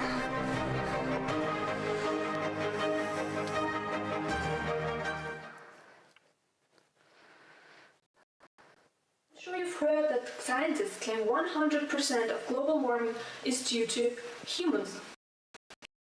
I'm Victoria. I'm studying computer science at the University of Applied Sciences in Vorarlberg in Austria, and I have also decided to make my contribution to solve the global challenges of our time, which are tackling climate change and reducing the human-made pollution. Stakeholders also setting goals and regulations to cope with these challenges. However, some decisions are based on incomplete information, isolated data sets, and data which is not analyzed well enough. Moreover, it's challenging for stakeholders to take a lot of different aspects into consideration and to elaborate successful solutions with solid results. So, to help stakeholders to set accurate goals and to define and implement steps to reach them, I came up with the Alpine Twin. An Alpine Twin is a digital twin technology-based decision support system for stakeholders in politics and government. Well, that was a long name. What does it exactly mean? Let me show it to you by giving you a quick insight into the functionality of the digital twin.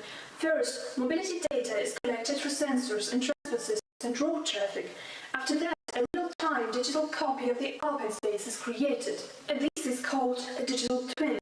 In this virtual copy, actions and regulations are simulated, and predictions on how the Alpine space is going to develop are then made.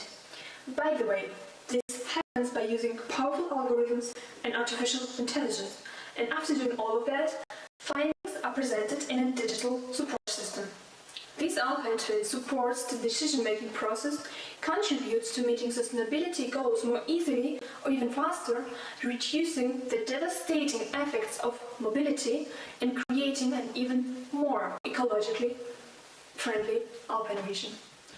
Moreover, it helps multiplying cross-border collaboration between the regions of the Alpine space. Such collective action expands the potential for climate policy in an easier way. However, what can be done in a project to ensure the best possible implementation of the Alpine Twin? I decided to make a blueprint and to explain how the digital twin can look like and how suggestions to reducing climate change and improving the environment can be created. You are also welcome to participate in designing and developing a digital twin technology-based decision support system. Help raising awareness for sustainable development and innovation in the Alpine region. Thank you for your attention.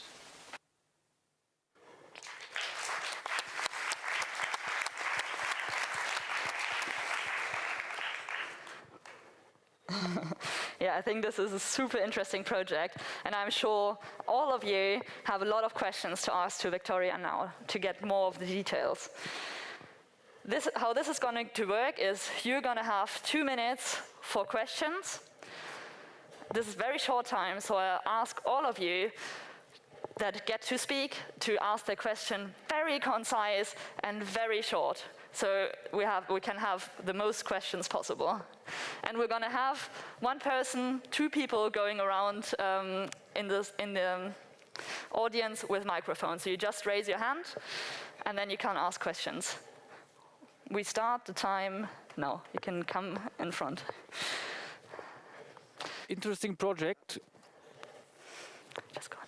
Interesting project. Thank you. Artificial intelligence cannot explain its choices. It comes out as a result from a black box. How can we politicians explain these decisions to our citizens? Well, current information about the situation is in the digital twin. So you can see how much CO2 there is, or how much vehicles there drive, how much pedestrian there is. So you have the data. Of course, you can't really see why you should do some decisions, but you have the actual key information about the Alpine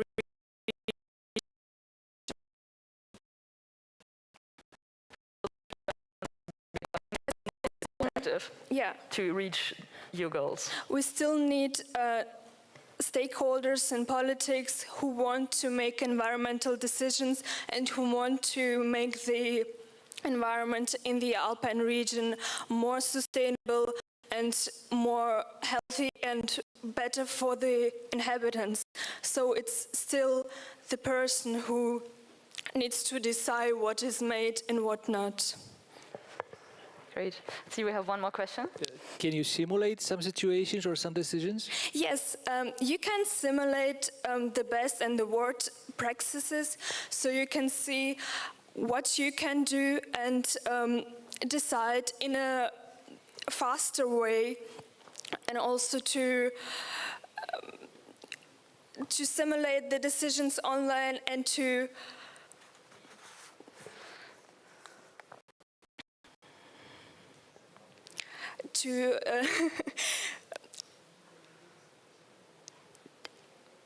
reduce the risk which is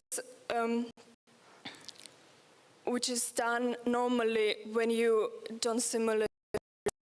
So you can reduce the risk of complex changes. Yeah. Thank you so much. As I said, 2 minutes are incredibly short, but thanks a lot for explaining it. I think it's a super interesting project, and it got even more clear now. Thank you, Victoria.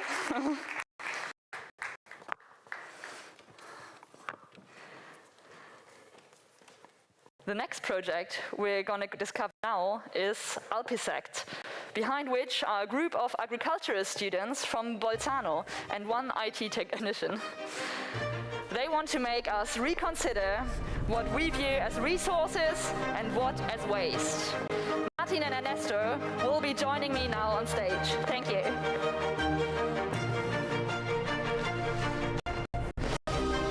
Let's watch their pitch.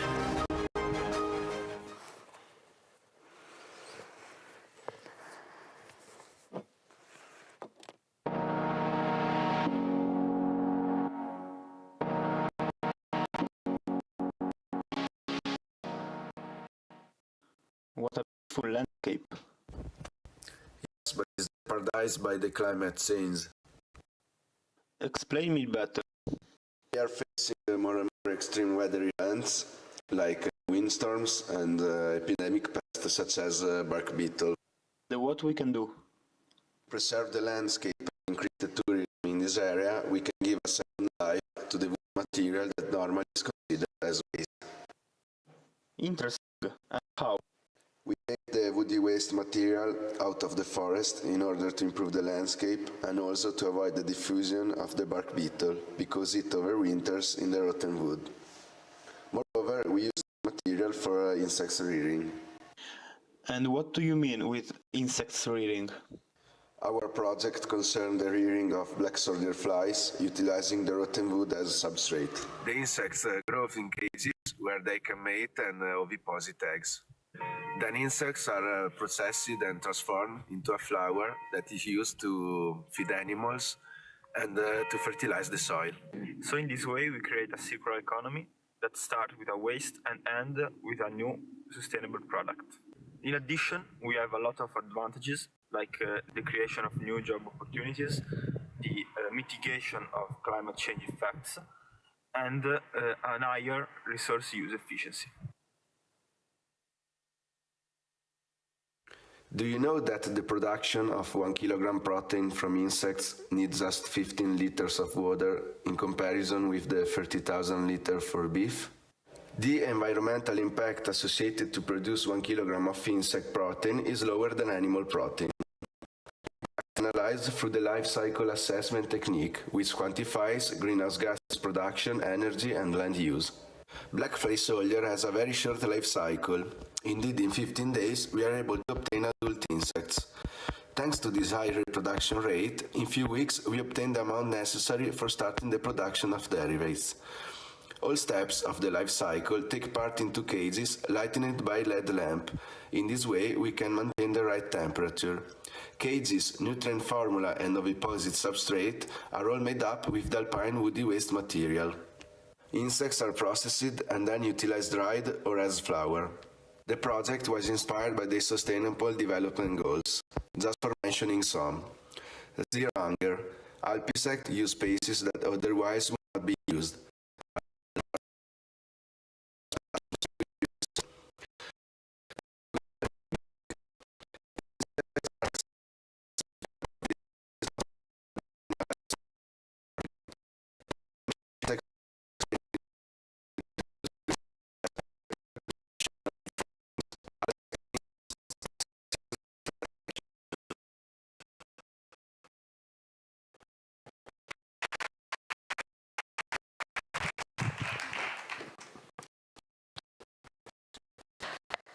Yeah, when I hear your movie, I can't believe that this is not already done more in the Alpine region.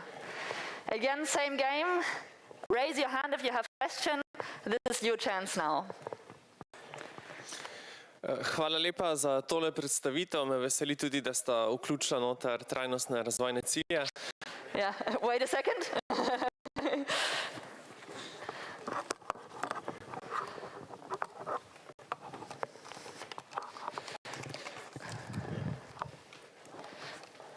Hvala lepa za tole predstavitev in hvala, ker sta vključila tudi trajnostne razvojne cilje. Moje vprašanje...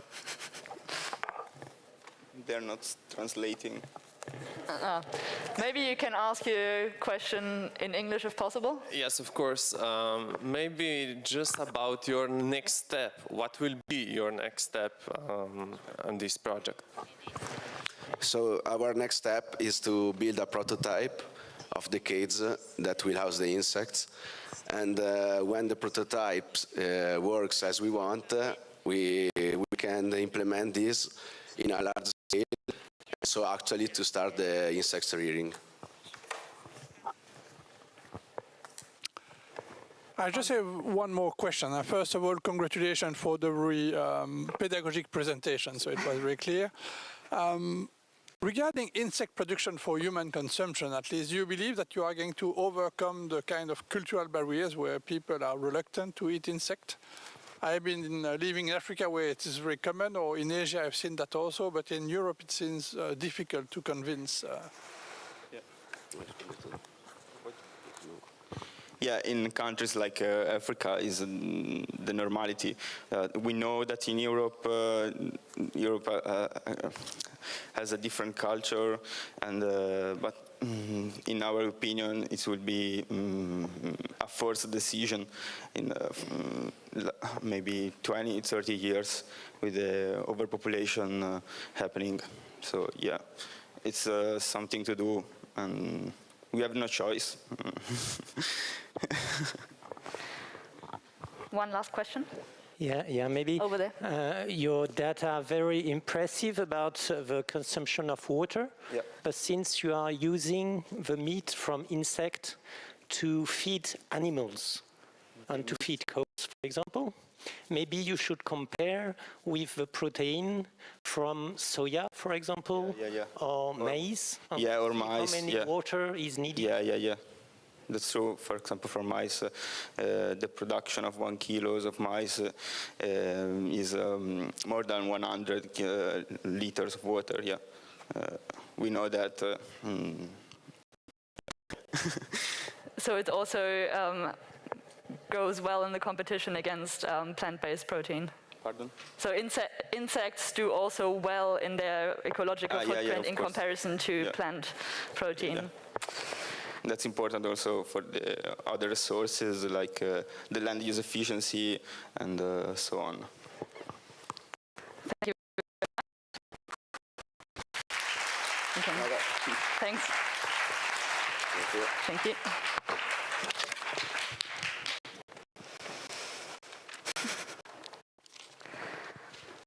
Also from Italy is our next project. Founder of Spick, Roberta is a 20-year-old environmental science student from the beautiful town of Tolmezzo. Woke up one morning and thought she needed to do something about the fact that many special places in her home were being overlooked by visitors. Roberta, welcome on stage.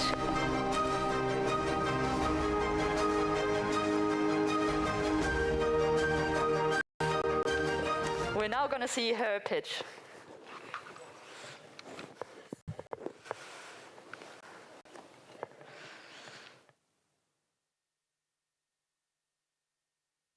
We will forever remember what it was like to live in Italy during the 2020 COVID pandemic. We had empty cities, no one around, no tourists, no locals, no shops or pubs open, no occasion to find someone and share a moment together. There are some places that are like this all year round. Carnia, the region where Spick is born, is filled with them. It is common here to walk for hours through these small villages and not meet anyone while feeling the weight of memories. Here in Carnia we are facing a growing population problem. We are losing more and more lives due to the high average age and also due to young people leaving because of the lack of opportunities and representation. With Spick, we want to create for them an opportunity to feel heard, to feel needed and to be active on their land. We also want to re-establish the dialogue between the generations. Going back inside structures that were the most affected by social distancing, like schools and care facilities, to collect their stories while also creating something to digitalize and internationalize our cultural heritage. Small groups of young people will come together to develop a website or app containing a map. Spick, in fact, is a virtual emotional app. Virtual because it is a website or an app completely available everywhere and at any time, and emotional because it is made of small audio points. These audio points contain the answer to the questions: where do you have the most memories and what is your dearest spot in the region, directly asked by these groups of young people to locals. Everyone will be able to answer this question, creating an opportunity to digitalize our knowledge and also to renew our touristic offer.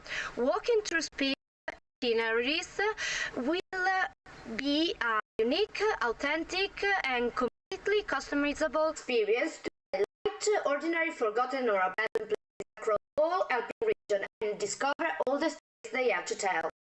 Occasion for new generation tourists to truly understand what it's like to live inside a region and who are truly the people that shaped it.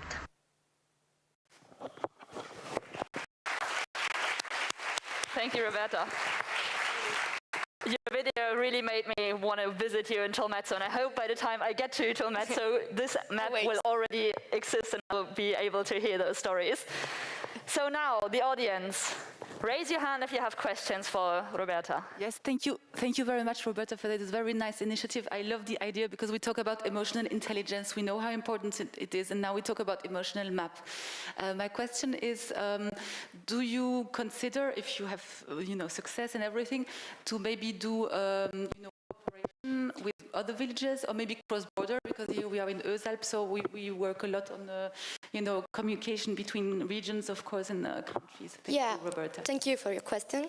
And our idea is to start from Carnia and develop the fastest way to create this map. And then we want to create a network between the groups from other region and even country, so that we can also help each other and create the map in all the Alpine regions, so that even tourists can go to other Alpine towns and small villages and understand what are the similarities and the differences between the places. What was the best story or the most moving stories that you collected? Yeah, we didn't collect any stories now. We have still to start to do our project. We need funds and the people we need to find.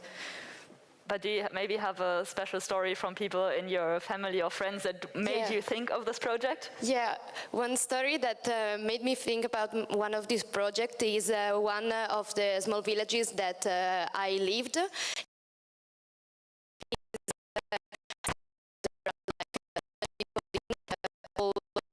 Elders, and when my mom lived there, she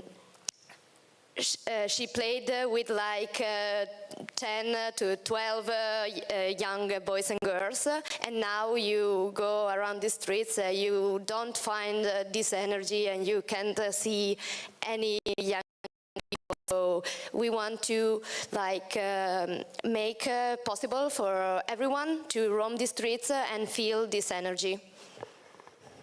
Cool, thank you very much. Thank you. Oh. Okay.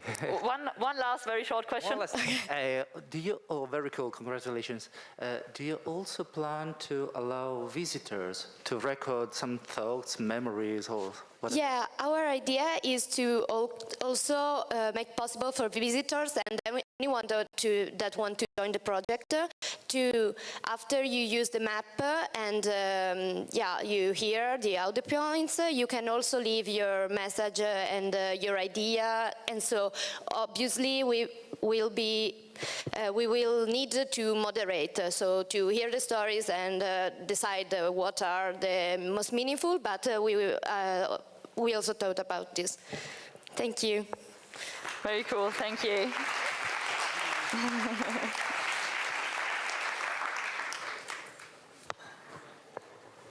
So our next project is TG2.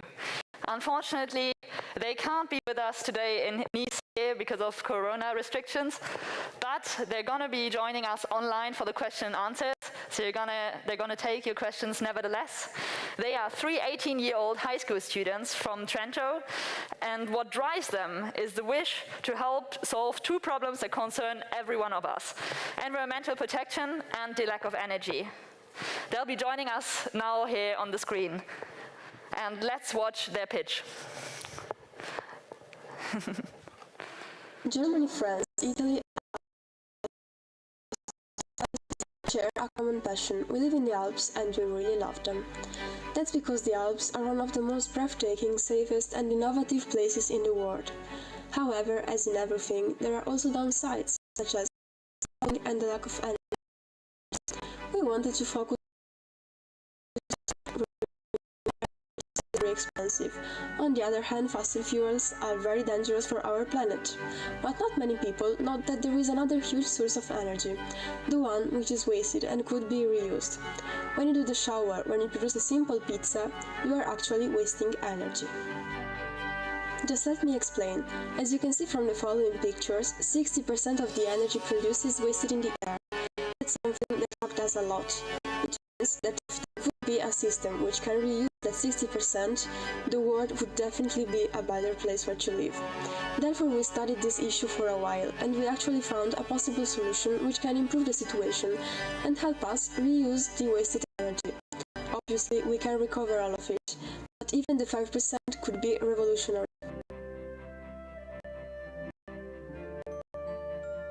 This is an innovative thermoelectric generator that can convert the heat difference in energy. But how does it actually work? Its work is based on the Seebeck technology to produce current from the temperature difference. Through this thermal shock between the cells, it is possible to create clean and renewable energy. Nowadays, the machine is just a prototype. If implemented, it could be more compact and easier to build. As a matter of fact, now it doesn't produce a lot of energy, but if we could have the possibility to work on that, we would definitely improve the efficiency and the amount of energy produced by the machine. Just try to imagine the possible application of this machine, either in domestic environments or industrial ones, such as the automotive sector. This technology could really change the way people see energy. Specifically for the Alps territory, this machine could bring us a lot of benefits. It could be produced for the Alpine huts, where there is no possibility to generate electricity, or could also bring economic benefits to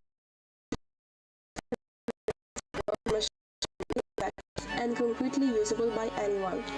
Let's make the Alps territory a better place where to live, more sustainable and technologically advanced, because we really love our mountains.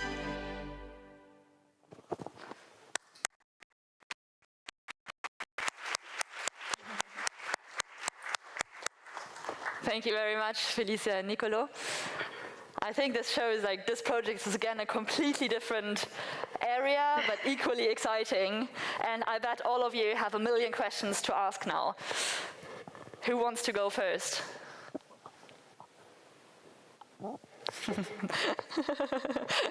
You're still all processing, no? I've also had to revisit my physics class.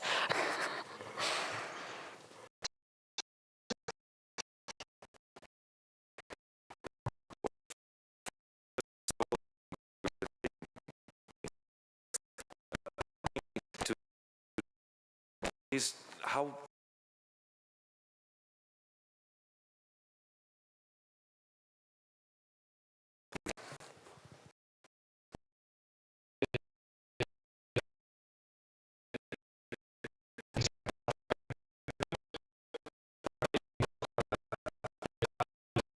or a difference of temperature can generate electric current. It would be possible to boost this current and generate a night voltage for everything that we need, like a generator, or also just to take back some of the energy that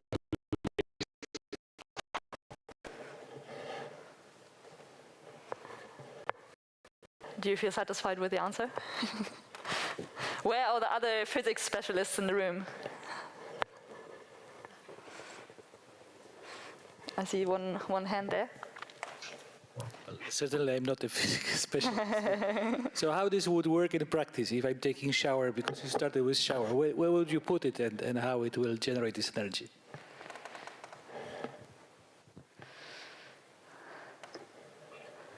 Sorry, I didn't understand the question. I didn't hear it.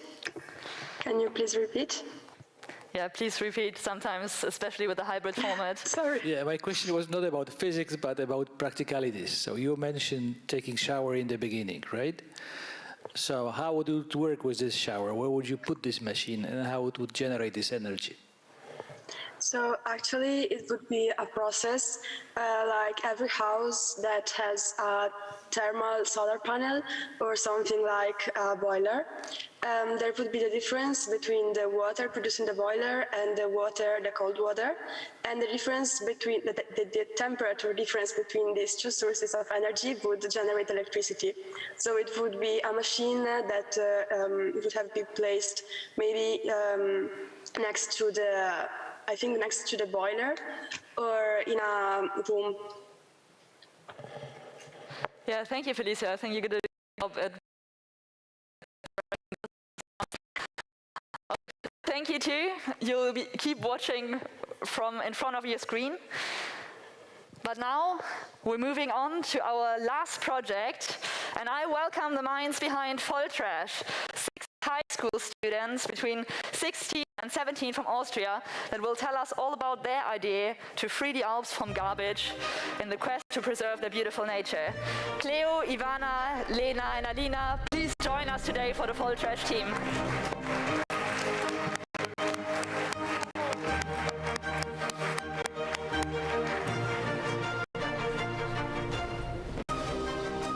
The stage is free to watch the final pitch.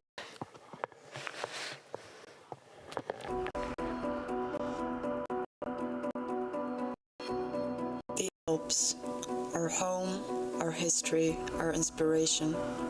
Something that seems so strong, but they suffer. Global warming and climate change have never been more noticeable than now. It is becoming a threat to all living beings. Humans, animals, plants. People's neglect and indifference is the cause of this problem, not caring about the nature and the environment. We consume only to satisfy ourselves and without thinking about the consequences of our selfish behavior. How many people buy dozens of packaged food and think about what happens afterwards?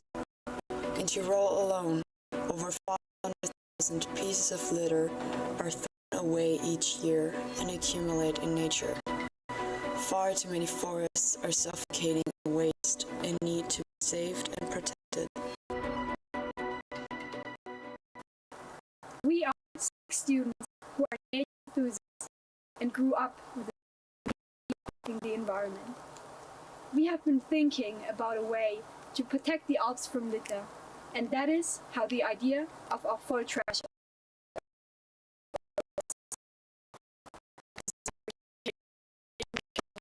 to track your trash collecting activities. In this way, you can send in photos of the litter you found and recycle.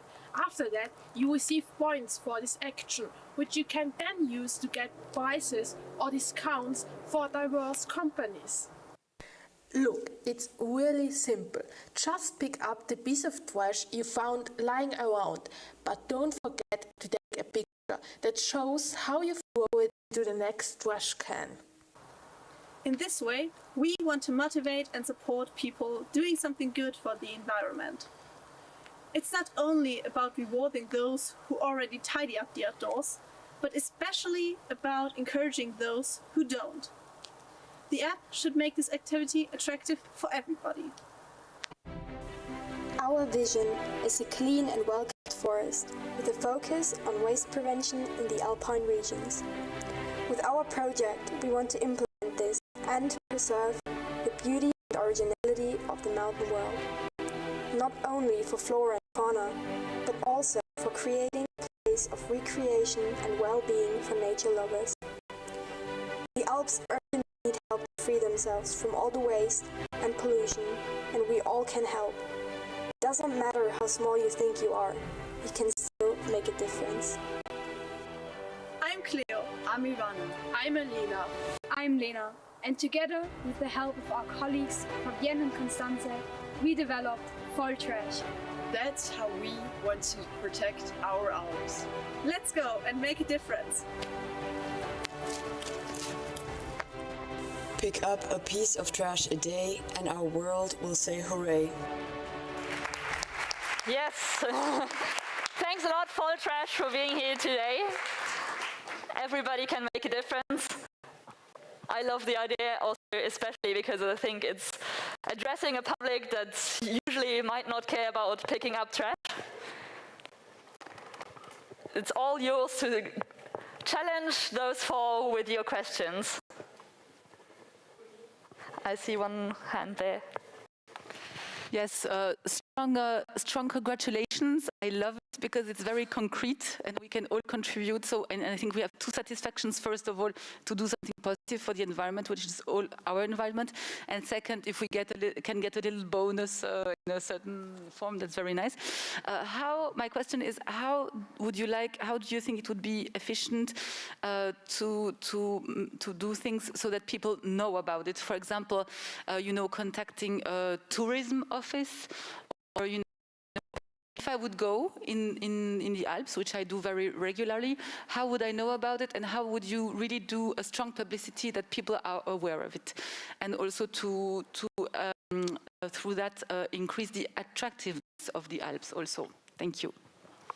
Okay, so we want to start collaborations with local businesses, which of course will show or promote our app. And also, like you said, in local tourist office, we also spoke with our city, Innsbruck, which finds also this idea great and will support it, like they said. So yeah, I think we've got promotion from all different ways. Great, so you also already have thought about who you have to involve for this. How will you get local businesses to pay for the rewards? It's a nice idea, but somebody has to put out the money for the rewards.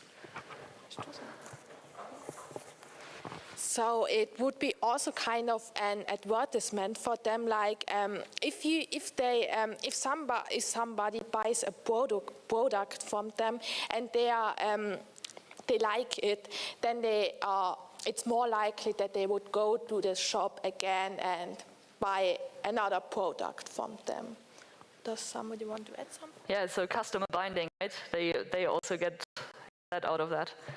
Yeah, right. And also lots of local businesses and supermarkets in our region try to support all kinds of environmental ideas and try to help the environment. So this would be a great way for them to do this. Good evening. First of all, congratulations for your project. One question, do you plan to have your app accessible in different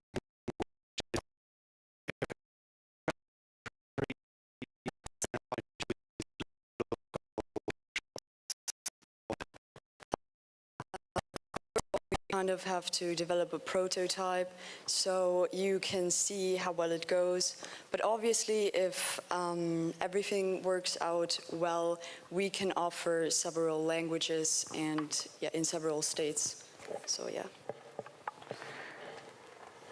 Yes, great. Thanks a lot for giving us more details about your exciting project.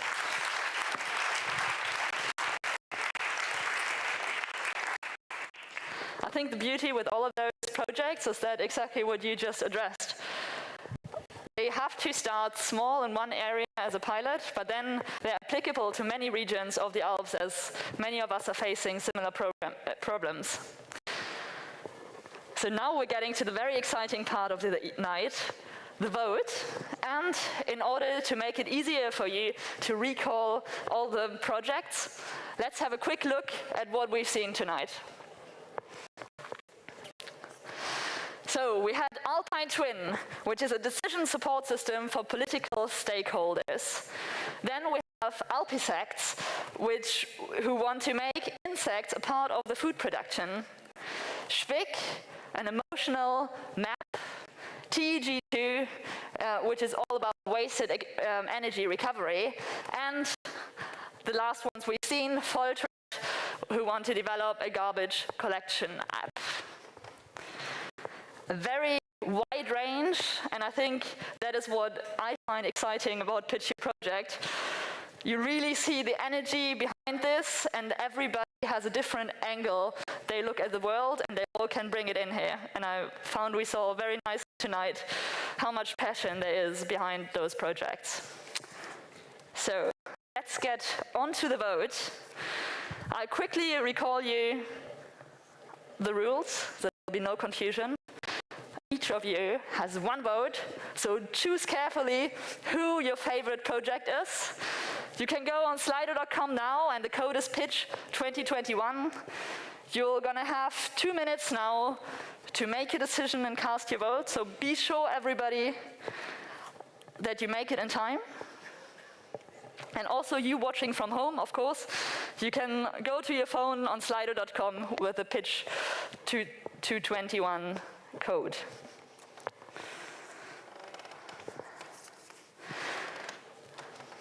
The results, as they're coming in, will be hidden, so we can keep the tension a bit longer. And then once the vote is closed, we're gonna award the 3 first prizes.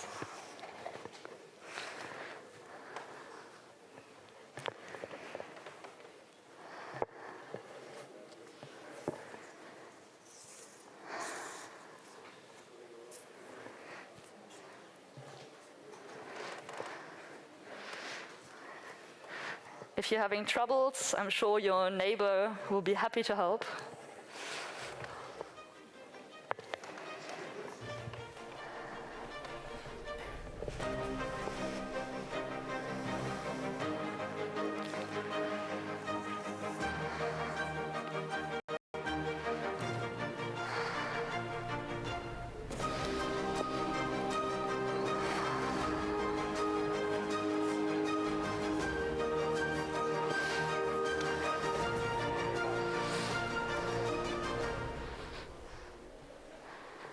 So make sure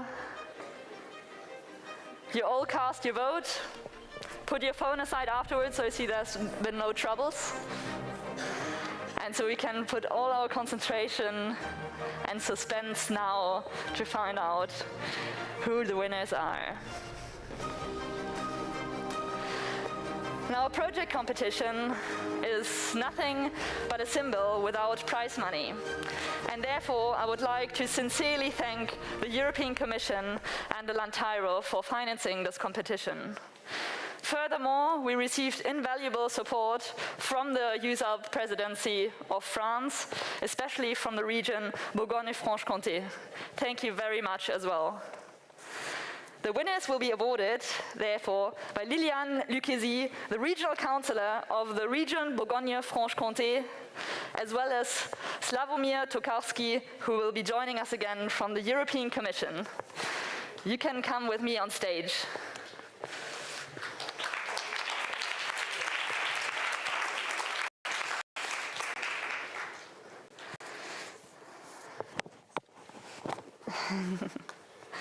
Thank you very much for being here. Vous voyez, de l'autre côté, c'est le certificat. On the other side is the prize award, so I think, yeah. In the meantime, we're waiting until the back office has found out who the winners are for tonight. And at least I can talk for myself. The suspense is immense, and I couldn't decide, so I'm happy I didn't have to make that choice.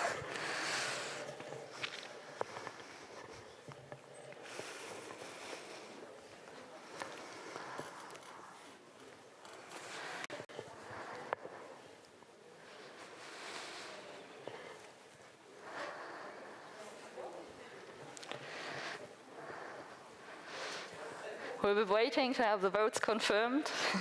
This is quicker than any other election.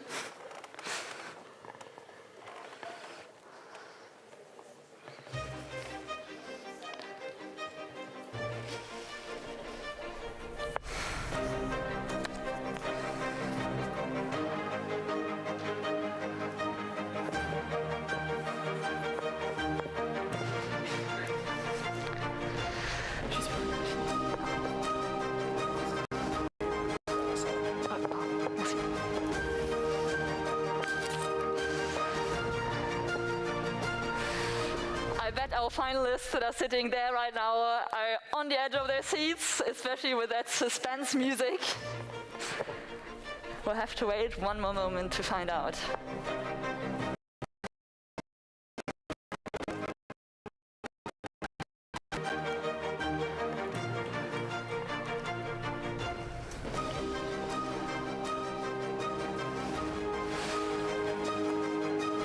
All right, everyone, it's time to find out who the third place goes to.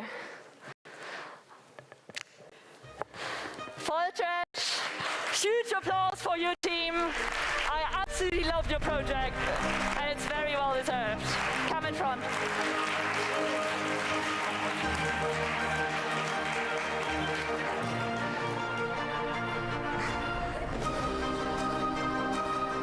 You will be receiving your award. You will be receiving your award by Liliane Lucchesi from the region of Franche-Comté. Eh bien, vraiment félicitations. C'est vrai que... Well done, congratulations, you have won the third prize. I think it was quite a difficult decision to make. There were 5 top-class projects. You've come in third. I think you were all absolutely amazing. I don't know if they've got they've got the headsets on them. Your idea is absolutely original. Of course, you need to fine-tune it and have to find a way to develop it. But I really was flabbergasted by what you did. So I have the joy of handing to you the third prize, which is €2,000 that will help you to continue with your project. So congratulations to all 4 of you. I think there were 2 more people. There were 6 of you in total. Yes, 6 in total. The others can't be with us, but well done. Well done.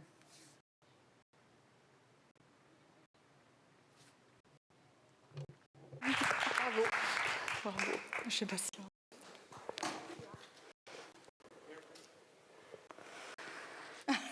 Merci. Congratulations to all of you.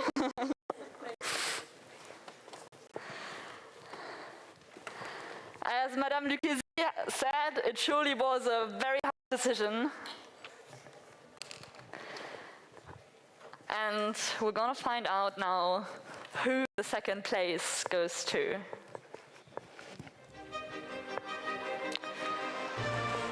Alpes! Huge congratulations to you. You surely convinced the audience with a new idea.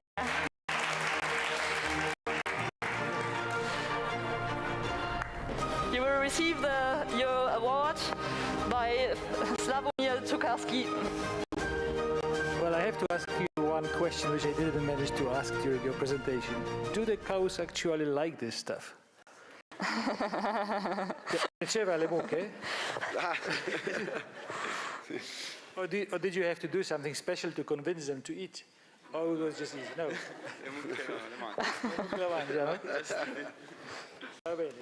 So, well, congratulations, applause, well merited, and make the best use of it. Thank you. Big applause.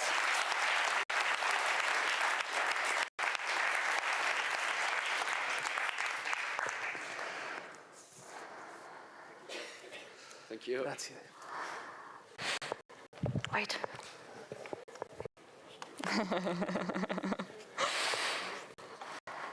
On y va ensemble? Oui. Together?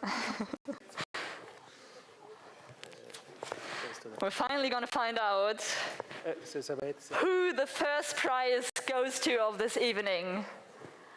And to be honest, I couldn't tell. So let's find out now. The first prize goes to... Schmick! Roberta! Huge congratulations!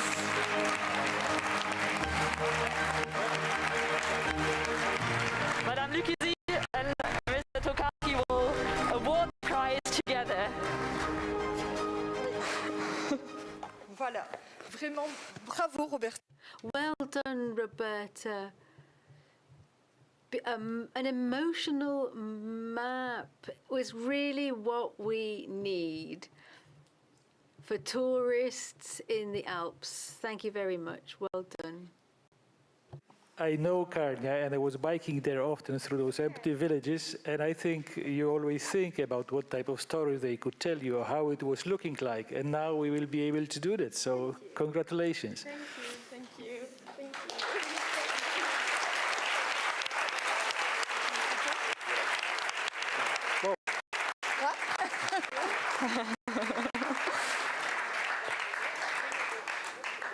Thank you. Yeah.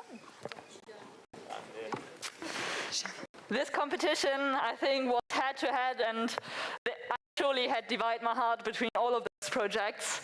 Please, Victoria, join us on stage for your honorary certificate.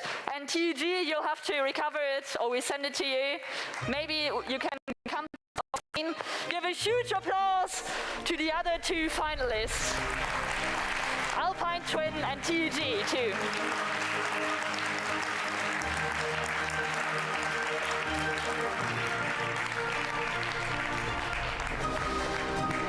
Can you all come here so we can have a group photo with everyone? Yeah.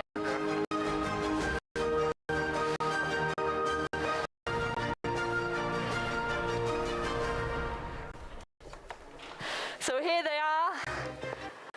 This is finalists.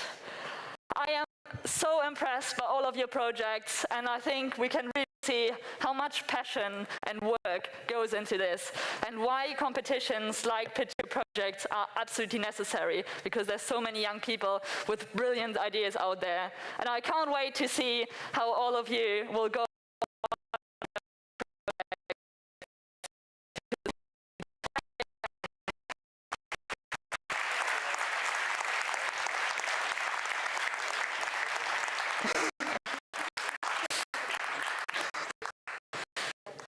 Maybe we can do one photo without masks for the years to come.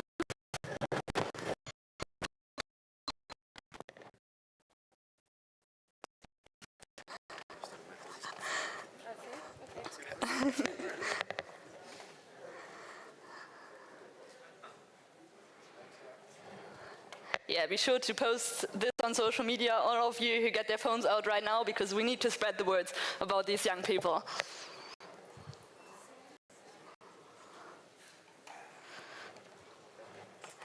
Thank you everyone again. All of them will be joining the conference also this evening and tomorrow. So make sure if you have more ideas, more questions to, and more ideas where to have connections, networks, go find them. All right. Thank you.